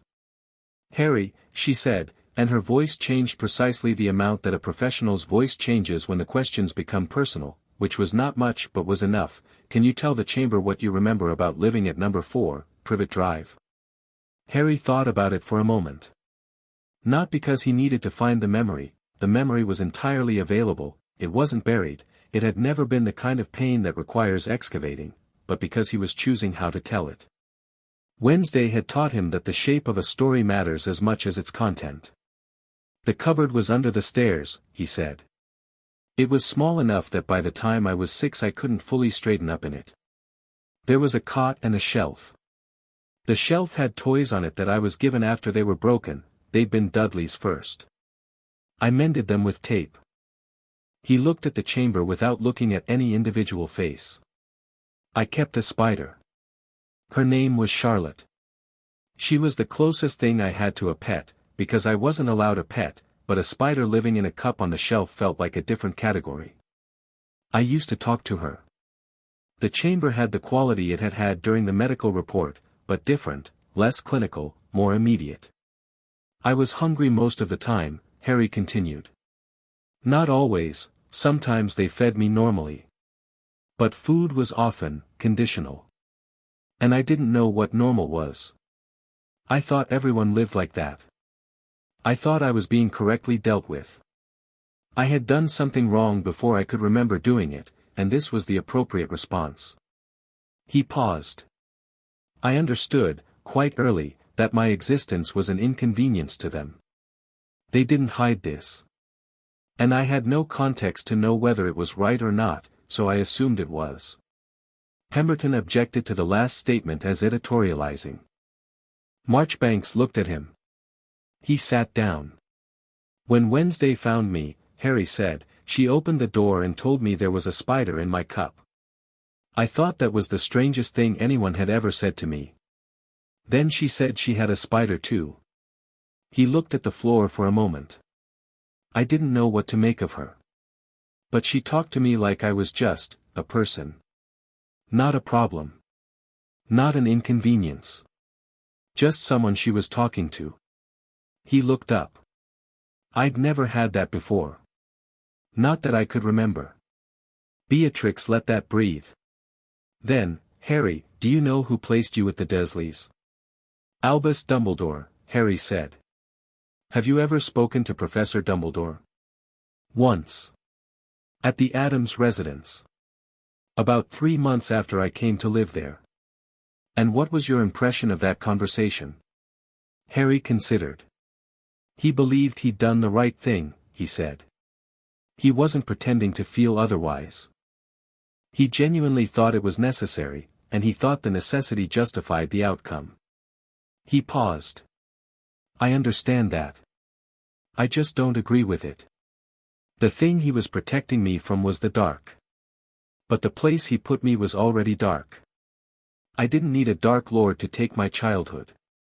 It was already being taken. The chamber was absolutely still. Beatrix said, nothing further. Pemberton's cross-examination was the most careful piece of work he'd done in 3 days, which told Harry that Pemberton was not as comfortable as he'd seemed.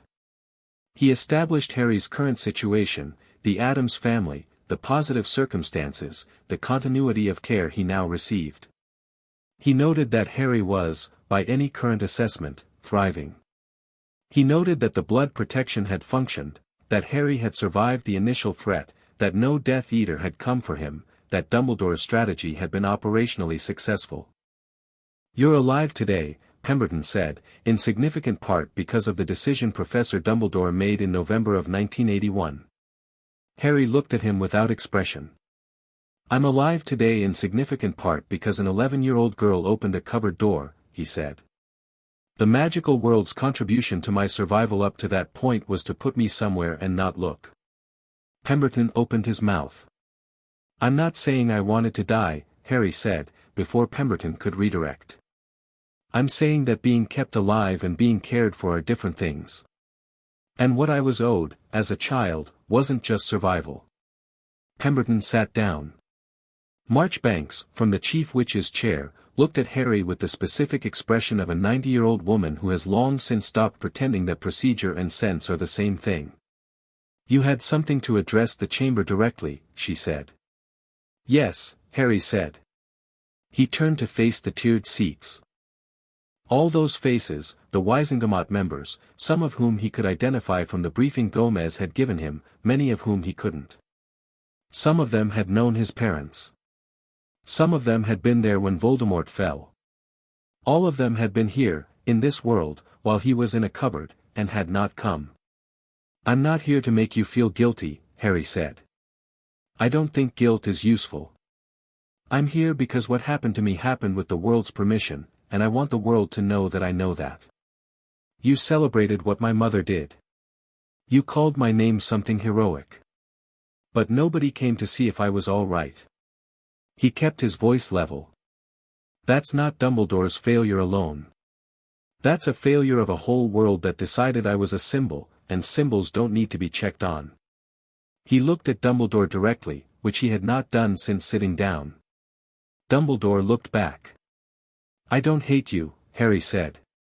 "I want you to understand that. I think you made a decision that you believed was right, and I think you kept believing it because the alternative, that you were wrong in a way that cost someone 5 years of their childhood, was too large to hold. I understand that. But being unable to hold a truth doesn't mean the truth isn't true." He looked back at the chamber. "The magical world has to decide what kind of world it is," Harry said. "It can be the kind that uses children to solve its problems and calls it sacrifice. Or it can be the kind that actually protects children. Not as resources. Not as symbols. As people." He paused. "It's a relatively easy thing to be, actually. A woman named Morticia Addams manages it every day without thinking of it as a sacrifice at all." He stood up. "That's all," he said, and walked back to his seat. The recess was long. 2 hours, while the Wisingamot deliberated in the side chambers, which was 2 hours of the main chamber maintaining the specific atmosphere of a room in which something significant has just finished happening and people are still inside it. Gomez had not moved from his seat. His hands were on the rail in front of him and he was looking at the chamber floor, and his face had the openness it sometimes had when something had moved him past the point where charm was the relevant tool. Morticia reached across and put her hand over his, and he turned his hand over and held hers, and neither of them said anything. Harry sat back and watched the chamber. Some Wisingamot members had stayed in their seats. Some were speaking to each other in the low way of people processing. A man in the upper tier had his hand over his mouth and was looking at nothing. A woman 2 rows below him was writing something rapidly and then stopped and looked at what she'd written and put her quill down. Pemberton, at his table, was having a quiet conversation with his assistants. Dumbledore was alone. He had not moved since Harry sat back down.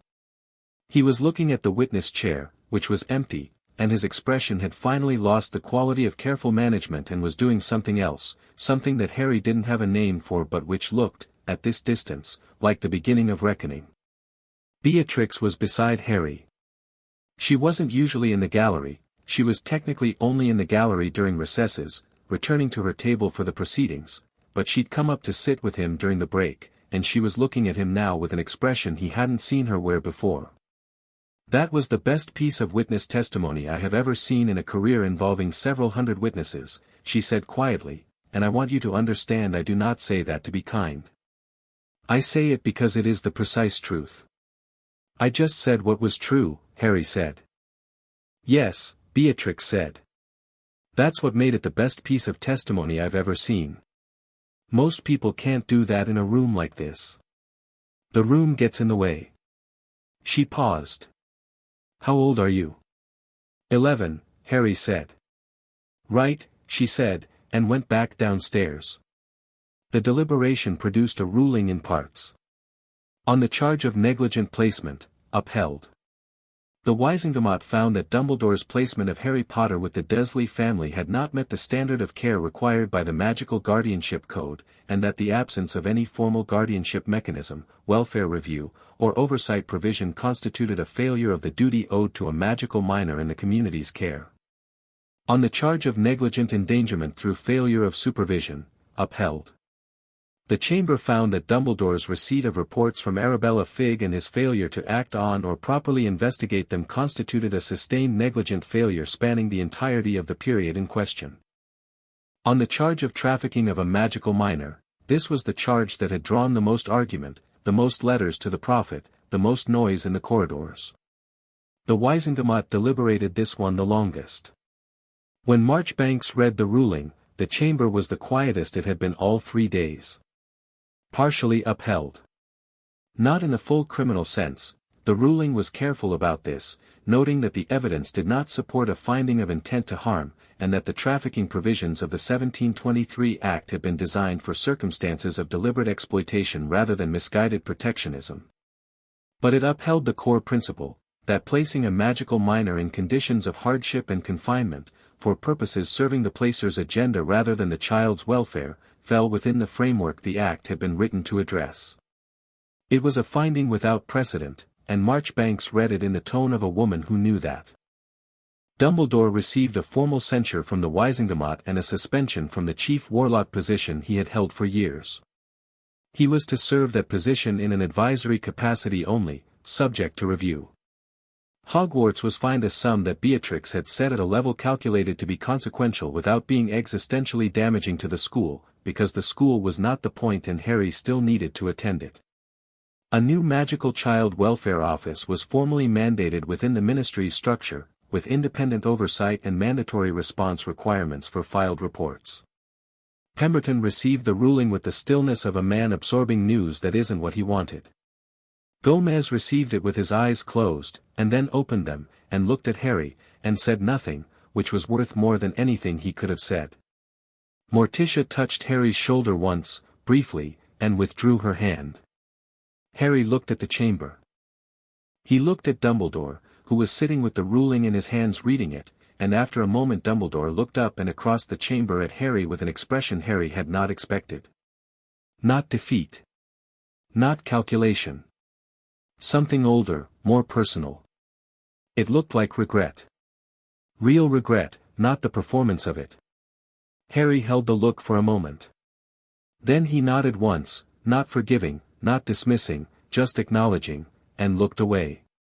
Outside the ministry, the late afternoon had decided to be autumnal and had made a fairly good job of it, grey sky, gold in the trees, the particular light of October that can't decide between warm and cold and gives you both.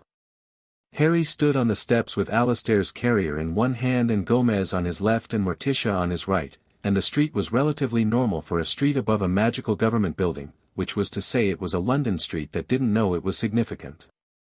Beatrix came out behind them and shook Gomez's hand and then Harry's, and Harry felt in her grip that she was genuinely pleased, not just professionally satisfied, and thanked her, and she said, "Thank you," and meant it, and went back inside because she had paperwork and Beatrix Graves was not a woman who let victory delay filing. "Dinner?" Gomez said. "Dinner," Harry agreed. "Grandmama's been cooking since Tuesday in anticipation," Morticia said, "which either means it will be magnificent or it will be something we decline to examine too closely." "Those aren't mutually exclusive," Harry said, and Gomez laughed, the real laugh, the one that came from his chest and went anywhere it wanted, and Morticia smiled, and Harry stood on the ministry steps in the autumn light and felt, not triumphant, exactly, but completed. Like something that had needed finishing had been finished. His phone buzzed. It was a message from Wednesday. Well. Harry typed back, partially upheld on all charges. New welfare office mandated. Dumbledore censured. Wednesday, the trafficking charge. Harry, partially. Not full criminal. But upheld in principle. A pause. Wednesday, good enough. Harry, coming home now. Wednesday, I know. I made Lurch put sheets on. Harry looked at this for a moment. It was, for Wednesday, the approximate equivalent of a homecoming banner. Harry, thank you. Wednesday, don't thank me. Just come home. Gomez was watching Harry over his cigar and smiling the smile he kept for things that were genuinely good. Ready? He said. Yes, Harry said, and they walked down the steps together into the October afternoon, and behind them the Ministry of Magic continued to do its business, with one new office and one old man and a ruling that would be argued about in those corridors for years, and ahead of them was a car and a house and a dinner and Wednesday, and the Hogwarts Express in less than 2 months, and everything that came after. Harry Potter Addams walked away from the Ministry of Magic with no backward glance. He had already gotten what he came for. Chapter 4, Platform 9 3/4 King's Cross Station on the 1st of September had the quality of a place that is two things at once and managing both badly. On the surface it was a normal London train station doing normal London train station things, commuters with coffee, pigeons with opinions, the electronic board shuffling departures with the indifferent efficiency of a machine that doesn't know it's important. The kind of place you pass through rather than arrive at. Underneath that, if you knew where to look, there was a current of something else moving through it, families with trolleys loaded and probably high with trunks and cages, children in ordinary clothes who were too excited for ordinary circumstances, the occasional flash of something that shouldn't have fit in a bag but did. Harry walked through it with Alistair's carrier on his shoulder and his trolley in front of him, and watched both layers of it with the attentiveness of someone reading a text in 2 languages simultaneously. Gomez was beside him in his full travelling pinstripe, which turned heads in the Muggle layer of the station for reasons that had nothing to do with magic. Morticia moved through the crowd the way she always moved through crowds, which was without impediment, because something in the way she existed communicated a perimeter. Pugsley had come, because Pugsley had been lobbying to see the platform since Harry had described it to him 3 weeks ago, and was currently eating a pastry and conducting a one-sided survey of the station's structural vulnerabilities. Wednesday had come. This had not been announced. Harry had assumed she wasn't coming because she hadn't said she was, and Wednesday generally said things she intended and didn't say things she didn't, but she'd appeared at the door of the Packard that morning in her usual black dress and her usual expression and had gotten in without explanation, and Harry had not asked for one because he didn't need it. She was walking beside him now, close enough that their arms occasionally touched, her eyes moving across the station with the same quality his had. "There," she said, and nodded. Harry looked. Between platforms 9 and 10 there was a brick barrier that was behaving, if you were paying careful attention, like a brick barrier that wasn't quite as solid as it looked. There were families drifting toward it with the purposeful casualness of people who know how to be inconspicuous and aren't fully succeeding. "Right," Harry said, and pushed his trolley toward it without adjusting pace. He went through the barrier at a walk, which was the correct speed for someone who was not particularly concerned about whether a solid surface might stop them, and came out on platform 9 3/4, which was doing the opposite of King's Cross. It wasn't pretending to be ordinary at all. The platform was full of steam and noise and color, the Hogwarts Express gleaming scarlet against the grey morning, owls in cages adding their commentary to the general confusion, children running, parents gesturing, trunks being loaded, a small group of second years doing something complicated with their wands that a prefect was ineffectually trying to stop. Harry stopped just past the barrier and looked at it. Gomez came through behind him, then Morticia, then Pugsley, then Wednesday, and they all stood together on the platform in the steam and looked at the world Harry was about to enter, and Gomez put his hand on Harry's shoulder. "The train runs till 6, Harry said. "We know," Gomez said. "The ceiling in the Great Hall is enchanted to look like the sky outside. Apparently Hermione Granger, she's in my year, Beatrix mentioned her, top marks, figured out it was enchanted in the first week. I want to see how long it takes me." "Obviously," Wednesday said. "And the defense against dark arts position is cursed because Dumbledore never gave it to Voldemort when he asked for it in 1959, and since then no teacher has lasted a year, and this year's teacher is a man named Quirinus Quirrell who has been in Albania and came back stuttering more than he apparently used to." Gomez's hand on his shoulder tightened once, briefly. "You've done your reading." "I've done all of it," Harry said. He looked at the train. Then back at his family. "I'll be fine," he said, and the emphasis was in precisely the right place, which was not fine but I will. Morticia kissed him once on the forehead, which she reserved for significant moments. Gomez embraced him with the full force of Gomez, which was considerable, and said something in Spanish against the top of his head that Harry had learned enough to translate as approximately, "You are the bravest thing I ever found, and I didn't find you, your sister did, and she has better eyes than me." Pugsley punched him in the arm, which was Pugsley's equivalent of the same sentiment. Lurch, who had stayed with the car but had given Harry a small parcel that morning that turned out to be a fruitcake of tremendous density, was represented by the fruitcake, which Harry had packed in his trunk.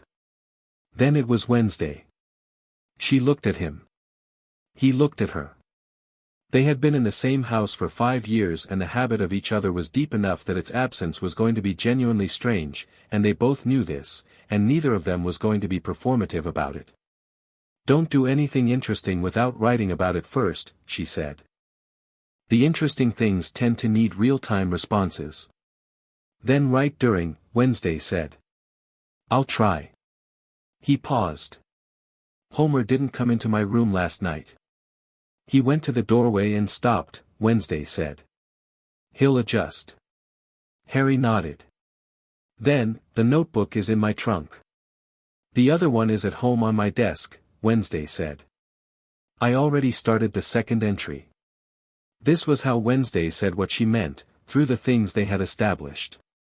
The matching notebooks, the spider in the doorway, the things that didn't need to be said because they were already true. "I'll write tonight," Harry said.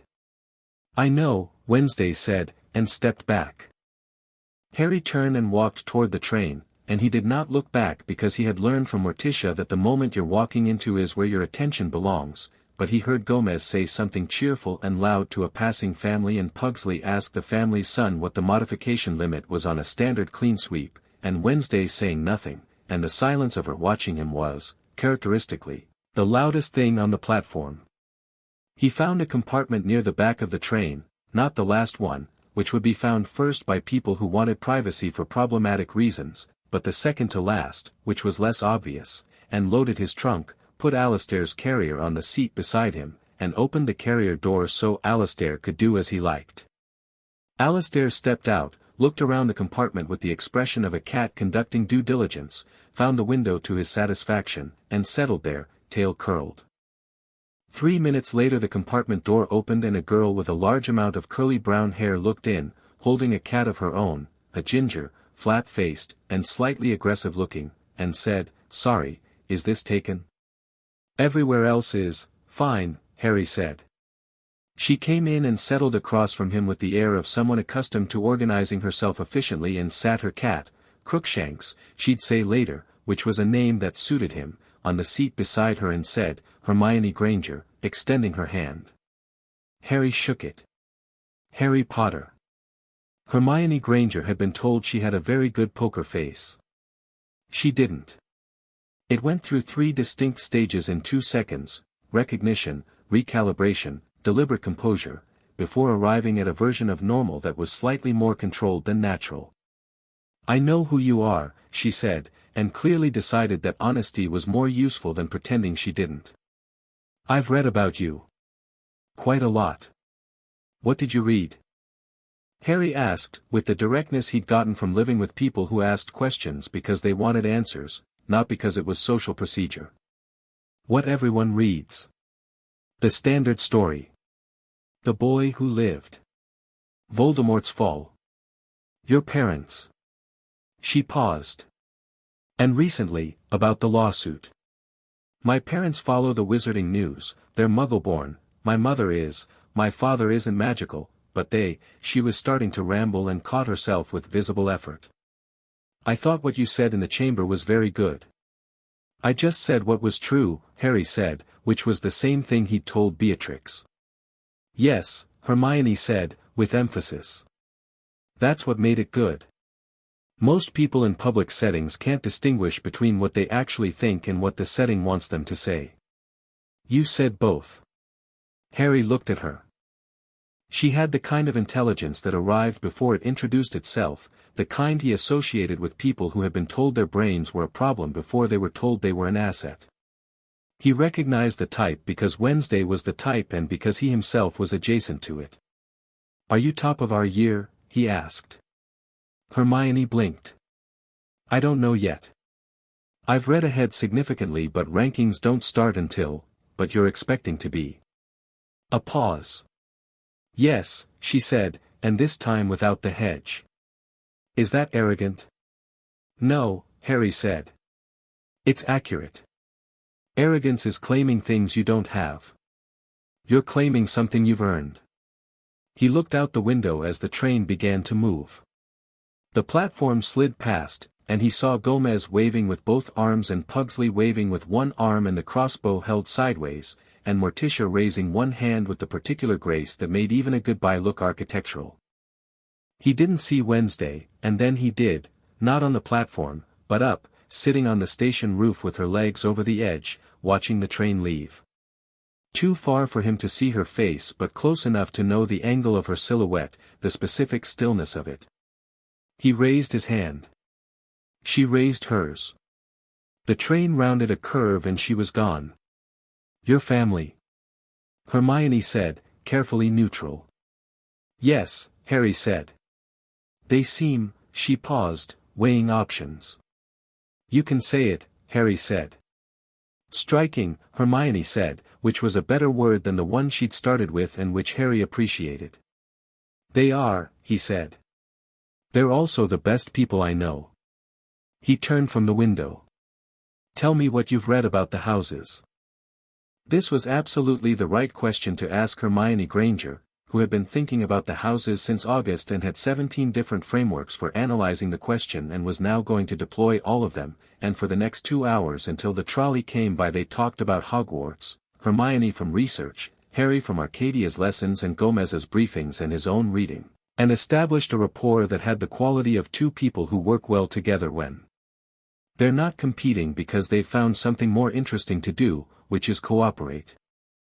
A red-haired boy stuck his head in halfway through, looking for a place to sit, and Hermione said, "We have room," before Harry could, and Ron Weasley came in and looked at Harry and said, "Blimey, you're Harry Potter," and Harry said, "I know," and Ron laughed, which was the right response to that, and then proceeded to explain Quidditch for 45 minutes to two people who had varying levels of prior knowledge, and it was, Harry thought, a very satisfactory beginning. The sorting was not what Harry had been prepared for. He'd been prepared for the hat. He'd known about the hat. He'd had 4 years of preparation for Hogwarts and the hat had come up repeatedly, and Arcadia had told him that the sorting hat was genuinely ancient magic that read the person rather than the performance of a person, and that you could talk to it, which Harry had found the most interesting part. What he hadn't been prepared for was the Great Hall itself. He walked in with the first years, the procession of them still slightly damp from the lake crossing, and the hall opened up and up and up, and the ceiling was doing exactly what he'd read it would do, showing the October sky, clouded, stars behind the clouds, the whole enormous living dark of a Scottish autumn night overhead, and the candles were everywhere, floating, and the tables were full, and it was. He spent approximately 3 seconds being genuinely impressed, which he marked mentally as one of the better architectural moments of his life so far, and then put it away and listened to Professor McGonagall explaining the process. McGonagall was exactly what he'd expected from her letter. Precise, direct, not unkind but clear-eyed about the relationship between dignity and unnecessary warmth, which she had decided were orthogonal. She looked at the first years with the expression of a woman doing an inventory, and when her eyes reached Harry she paused for perhaps half a second, not dramatically, but enough for him to notice, and then moved on. The sorting began. Harry watched it with the calm of someone who had already decided what they were going to say to the hat, not what they wanted to hear from it. Hermione went to Gryffindor before the hat had fully settled on her head, which confirmed Harry's assessment of Hermione's relationship to the obvious choice. Ron went to Gryffindor, which fit him comfortably the way things fit people who don't have complicated relationships with their own natures. Then McGonagall called, "Potter, Harry," and the hall did the thing it had been building toward, which was go completely silent. He walked to the stool and sat down and the hat came over his eyes and he was in the dark with a voice. "Well," the hat said. "You're not what I was expecting." "What were you expecting?" Harry said. "Most children who come to this stool are thinking about what they want to be. You already know." "I've had time to figure it out." "Yes." The hat moved through him in the way that very old magic does when it's doing its job, which is less like being read and more like being recognized. You're brave enough for Gryffindor.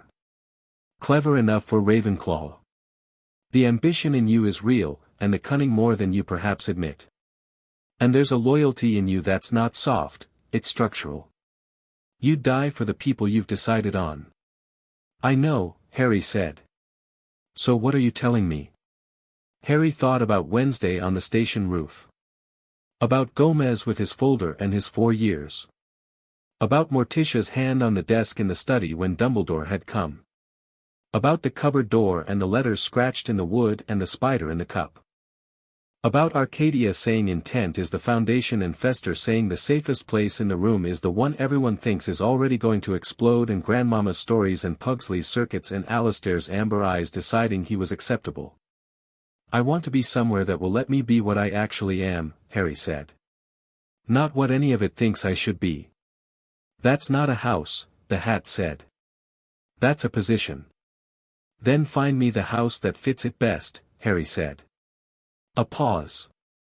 The hat was thinking, actually thinking, which meant it wasn't a foregone conclusion, and Harry found that satisfying.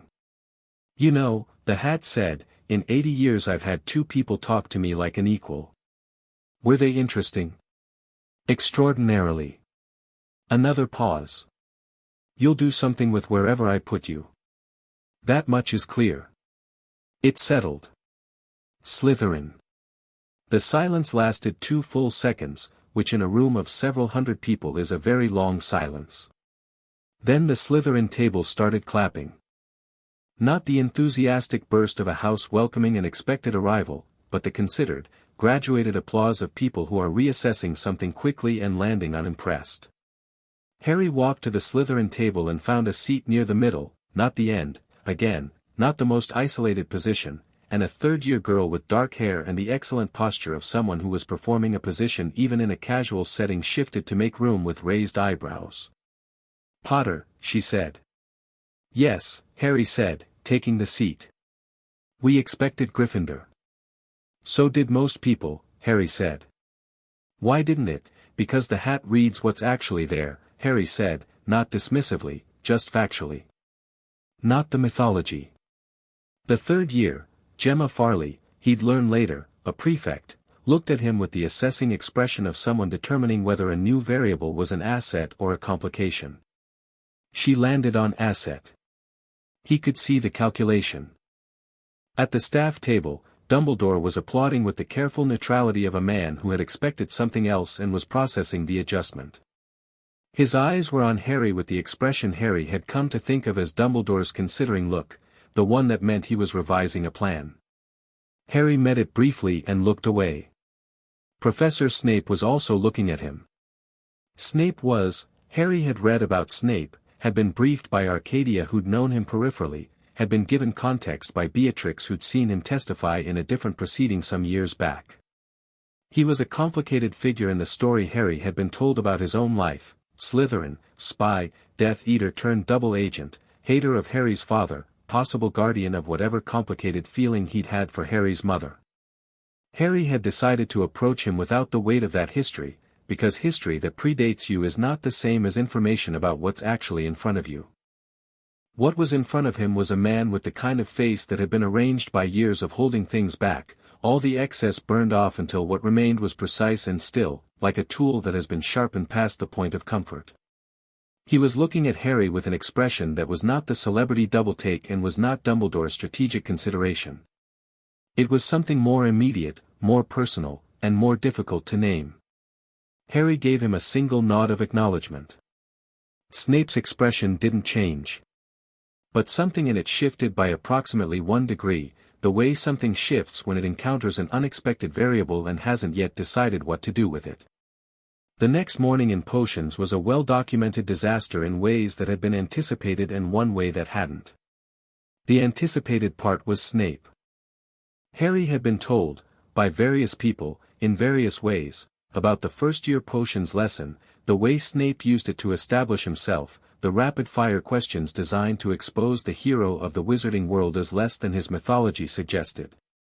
Harry had read about it in the way he read about most potential confrontations, as a system to understand before it happened rather than after. He sat at his bench, Hermione beside him, which had happened naturally because they were both early and Hermione had sat next to him at breakfast as though this were established procedure, which it was becoming, and when Snape swept in a billow of black robes that managed to be genuinely dramatic without being theatrical, Harry was already watching. Snape's opening speech was about the possibility of something more powerful than knowledge, the precise, beautiful science of potions as magic's most disciplined form, and Harry listened to it with the attention it deserved, because it was a good speech. Not performatively good. Actually good. The man was talking about something he cared about, and the caring came through the controlled delivery like heat through glass. Then Snape turned to the class and said, "Potter." "Professor," Harry said. Snape's eyes moved across him, a rapid, thorough assessment. "What would I get if I added powdered root of asphodel to an infusion of wormwood?" "Draught of living death," Harry said. Asphodel is a variety of lily, its root combined with wormwood produces a sleeping potion of extraordinary power. The challenge in brewing it is not the ingredients but the temperature sequence. The infusion has to be cooled to exactly the right point before the root is added, because the reaction is exothermic and if it runs hot the potion goes from sleep to something more permanent. Snape was quiet for a moment. "Where would you look," he said, slightly slower, "if I asked you to find a bezoar?" "A stone from a goat's stomach," Harry said. "Acts as an antidote to most poisons. You'd find it in the goat." He paused a beat. "Or in most apothecaries for about 9 sickles." "What," Snape said, "is the difference between monkshood and wolfsbane?" "They're the same plant," Harry said. "Also called aconite. It's in the poisons chapter of pestilence and potioneering, which isn't on the first-year syllabus but which is in the school library." The classroom was very quiet. Hermione beside him had stopped breathing, which meant she'd known the answers and was now recalibrating whether to be relieved or annoyed that someone else had gotten there first. Snape looked at Harry with an expression that was still entirely controlled and was doing something complicated inside the control. 5 points to Slytherin, he said, which was not what he usually said after this exchange with other students, based on what Harry had been told. "For thorough preparation." He moved on, and his next question was aimed at Neville Longbottom, and the room relaxed into the lesson. At the end of class, as students filed out, Snape said, without looking up from his desk, "Potter. Remain." Harry stayed. Hermione looked back from the door and Harry shook his head slightly. "It's fine," and she left, though the look on her face suggested she was going to want a full account. The room emptied. Snape was still looking at his desk. Harry waited with the patience he'd gotten from Morticia, which was the patience of someone who has decided waiting is not submission. "Your mother," Snape said, finally, "was the most gifted potions student I ever taught." Harry said nothing. Waited. "She had a particular ability," Snape said, and his voice had changed, the precision still there but the distance gone, replaced by something that was being said precisely because it needed to be said and would probably not be said again, to understand what a potion was doing and why, rather than simply executing the steps. "You appear to have inherited this tendency toward understanding over execution." He looked up. "I have read the case documentation. Some of it." "All right," Harry said. "I find myself," Snape said slowly, "in the uncomfortable position of being required to revise several long-held assumptions." "About me?" "About what you might have been." He looked at Harry with the expression Harry had seen at the sorting, that immediate, personal, difficult-to-name thing. "What you were told about your father. About your parents." "I've been told very little," Harry said. "Mostly I've been building a picture from what I can find." Snape was quiet for a moment.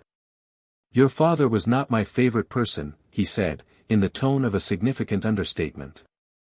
"I know that," Harry said. "I also know that you were in the Order of the Phoenix, that you provided intelligence that saved lives, and that whatever your feelings about my father were, you cared about my mother enough for it to matter for 20 years. He paused. "I'm not my father. I'm also not my mother. I'm something they made that then became something else. I'm trying to be fair to all of that." Snape looked at him for a long moment. You are, he said, exceedingly difficult to dislike. I'll take that, Harry said. Don't, Snape said, tell anyone I said it. Naturally, Harry said, and left. In the corridor, Hermione was waiting with a quill already in her hand and an expectant expression. Well, she said. He said my mother was a good student, Harry said. That's all. And that I'm difficult to dislike. Hermione stared at him. Snape said that. He told me not to tell anyone. And you're telling me. You're not anyone, Harry said, walking toward the great hall. You're Hermione, and Hermione blinked and then walked quickly to catch up, and the implicit distinction seemed to please her more than she was going to admit. The first week revealed Hogwarts to Harry in layers.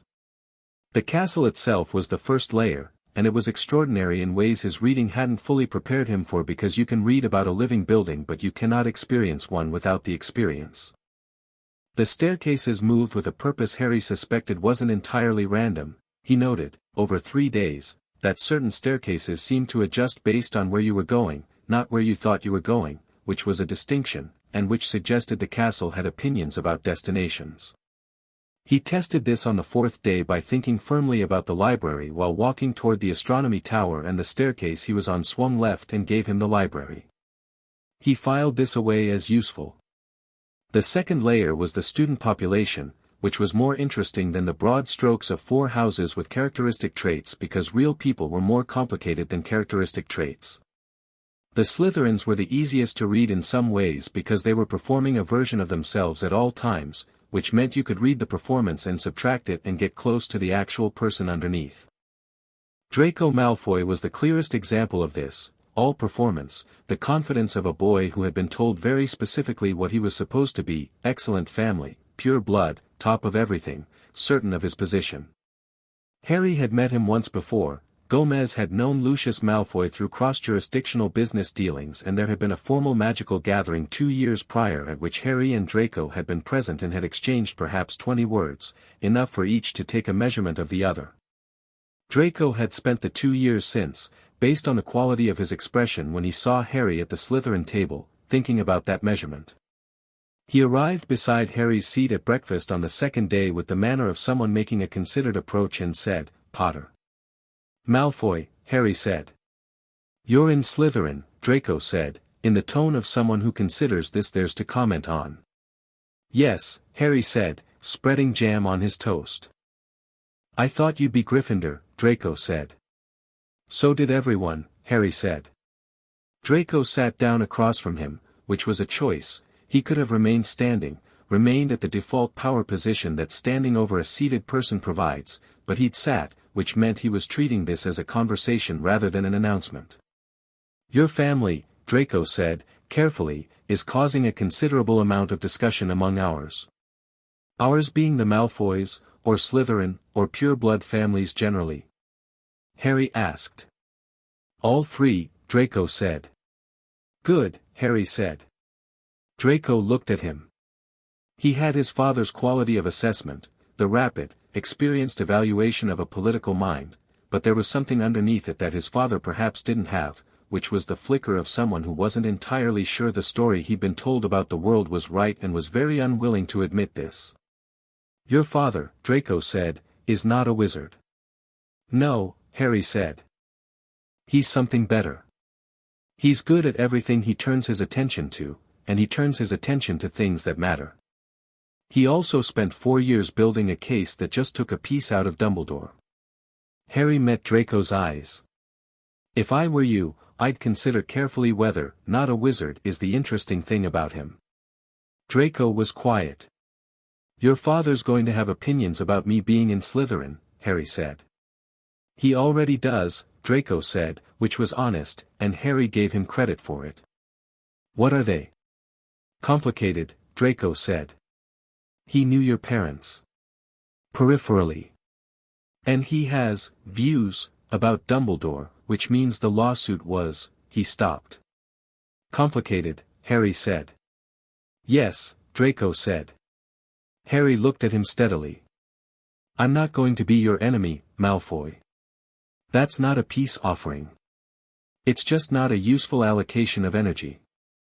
But I'm also not going to pretend the pure-blood politics aren't a problem, because they are, and I'm not interested in politics that put people in categories that aren't about character. He paused. You're not a bad person. I don't know you well enough to say what you are. But I know what you've been taught, and I think some of it is wrong, and I think you sometimes suspect that too. Draco looked at him for a long time. It was the look Harry associated with people encountering directness that they had not prepared for. You're strange, Draco said finally. I was raised by the Addams family, Harry said. This is the least strange thing about me. And Draco Malfoy, for the first time in what Harry suspected was a long time in a context with someone his age, laughed. Not the performed Malfoy laugh, not the social tool. The actual one, slightly surprised, slightly against his will. The third week brought Quidditch trials, which Harry had attended purely out of curiosity and which had resulted in an incident with a remembrall that he had resolved by catching it one-handed at approximately 60 feet after a vertical dive on a school broom, and which had resulted in Professor McGonagall appearing on the pitch with the expression of a woman who has just witnessed something she wasn't supposed to and is having complicated feelings about it. She'd taken him to Oliver Wood. Oliver Wood had looked at him with the glazed joy of someone receiving an unexpected gift and immediately started explaining tactics at a speed that suggested the tactics had been waiting in him under pressure for some time. Harry had listened, and joined the team, and found that flying was not the same as anything else. It was closer to the magic than most things, the sense of intention and response with no mechanical mediation, the air and the speed and the decision made by body rather than mind. He was very good at it, not because of native athletic talent alone, though that was present, but because he had Arcadia's intent as the foundation in his bones, and on a broom intent and the broom's response were almost the same thing. In his letter to Wednesday that night, he wrote, "It's like having a conversation at speed. The broom talks back. The castle talks back too, I'll explain that part separately. Hermione is the best person I've met here. She's smarter than anyone else including some of the professors and she's working very hard not to be annoying about it, which is endearing. Ron is good. Snape is complicated but interesting. Draco Malfoy is in the process of a private crisis. I'm going to give him space to finish before I decide what he becomes. Dumbledore looks at me like a chess piece he's trying to remember the moves for. I've started mapping his pattern. Will report when I have something concrete." Wednesday's response arrived the following morning with an owl that had the smug quality of a bird that had found the addressee on the first try. You always describe buildings before people. The castle is clearly doing something to you. Note, positive. Dumbledore's chess metaphor is accurate. He is a positional player. Positional players can be beaten by sacrifice gambits if you're willing to give up pieces that don't matter to win the ones that do. Consider which pieces matter to you and which don't. Homer left a web in your room. I haven't taken it down. Harry smiled and folded the letter and put it in the drawer with McGonagall's letter from September. The drawer was getting full. November arrived and with it the feeling that something was building. Harry had started the term already mapping Quirrell, who was the most interesting problem in the school, not because he was alarming. He was, in the surface sense, perfectly unalarming, a nervous, stuttering professor who taught defense against the dark arts with the quality of someone who found his own subject slightly frightening, but because the stuttering was wrong. Not wrong in the sense of exaggerated, though it was slightly.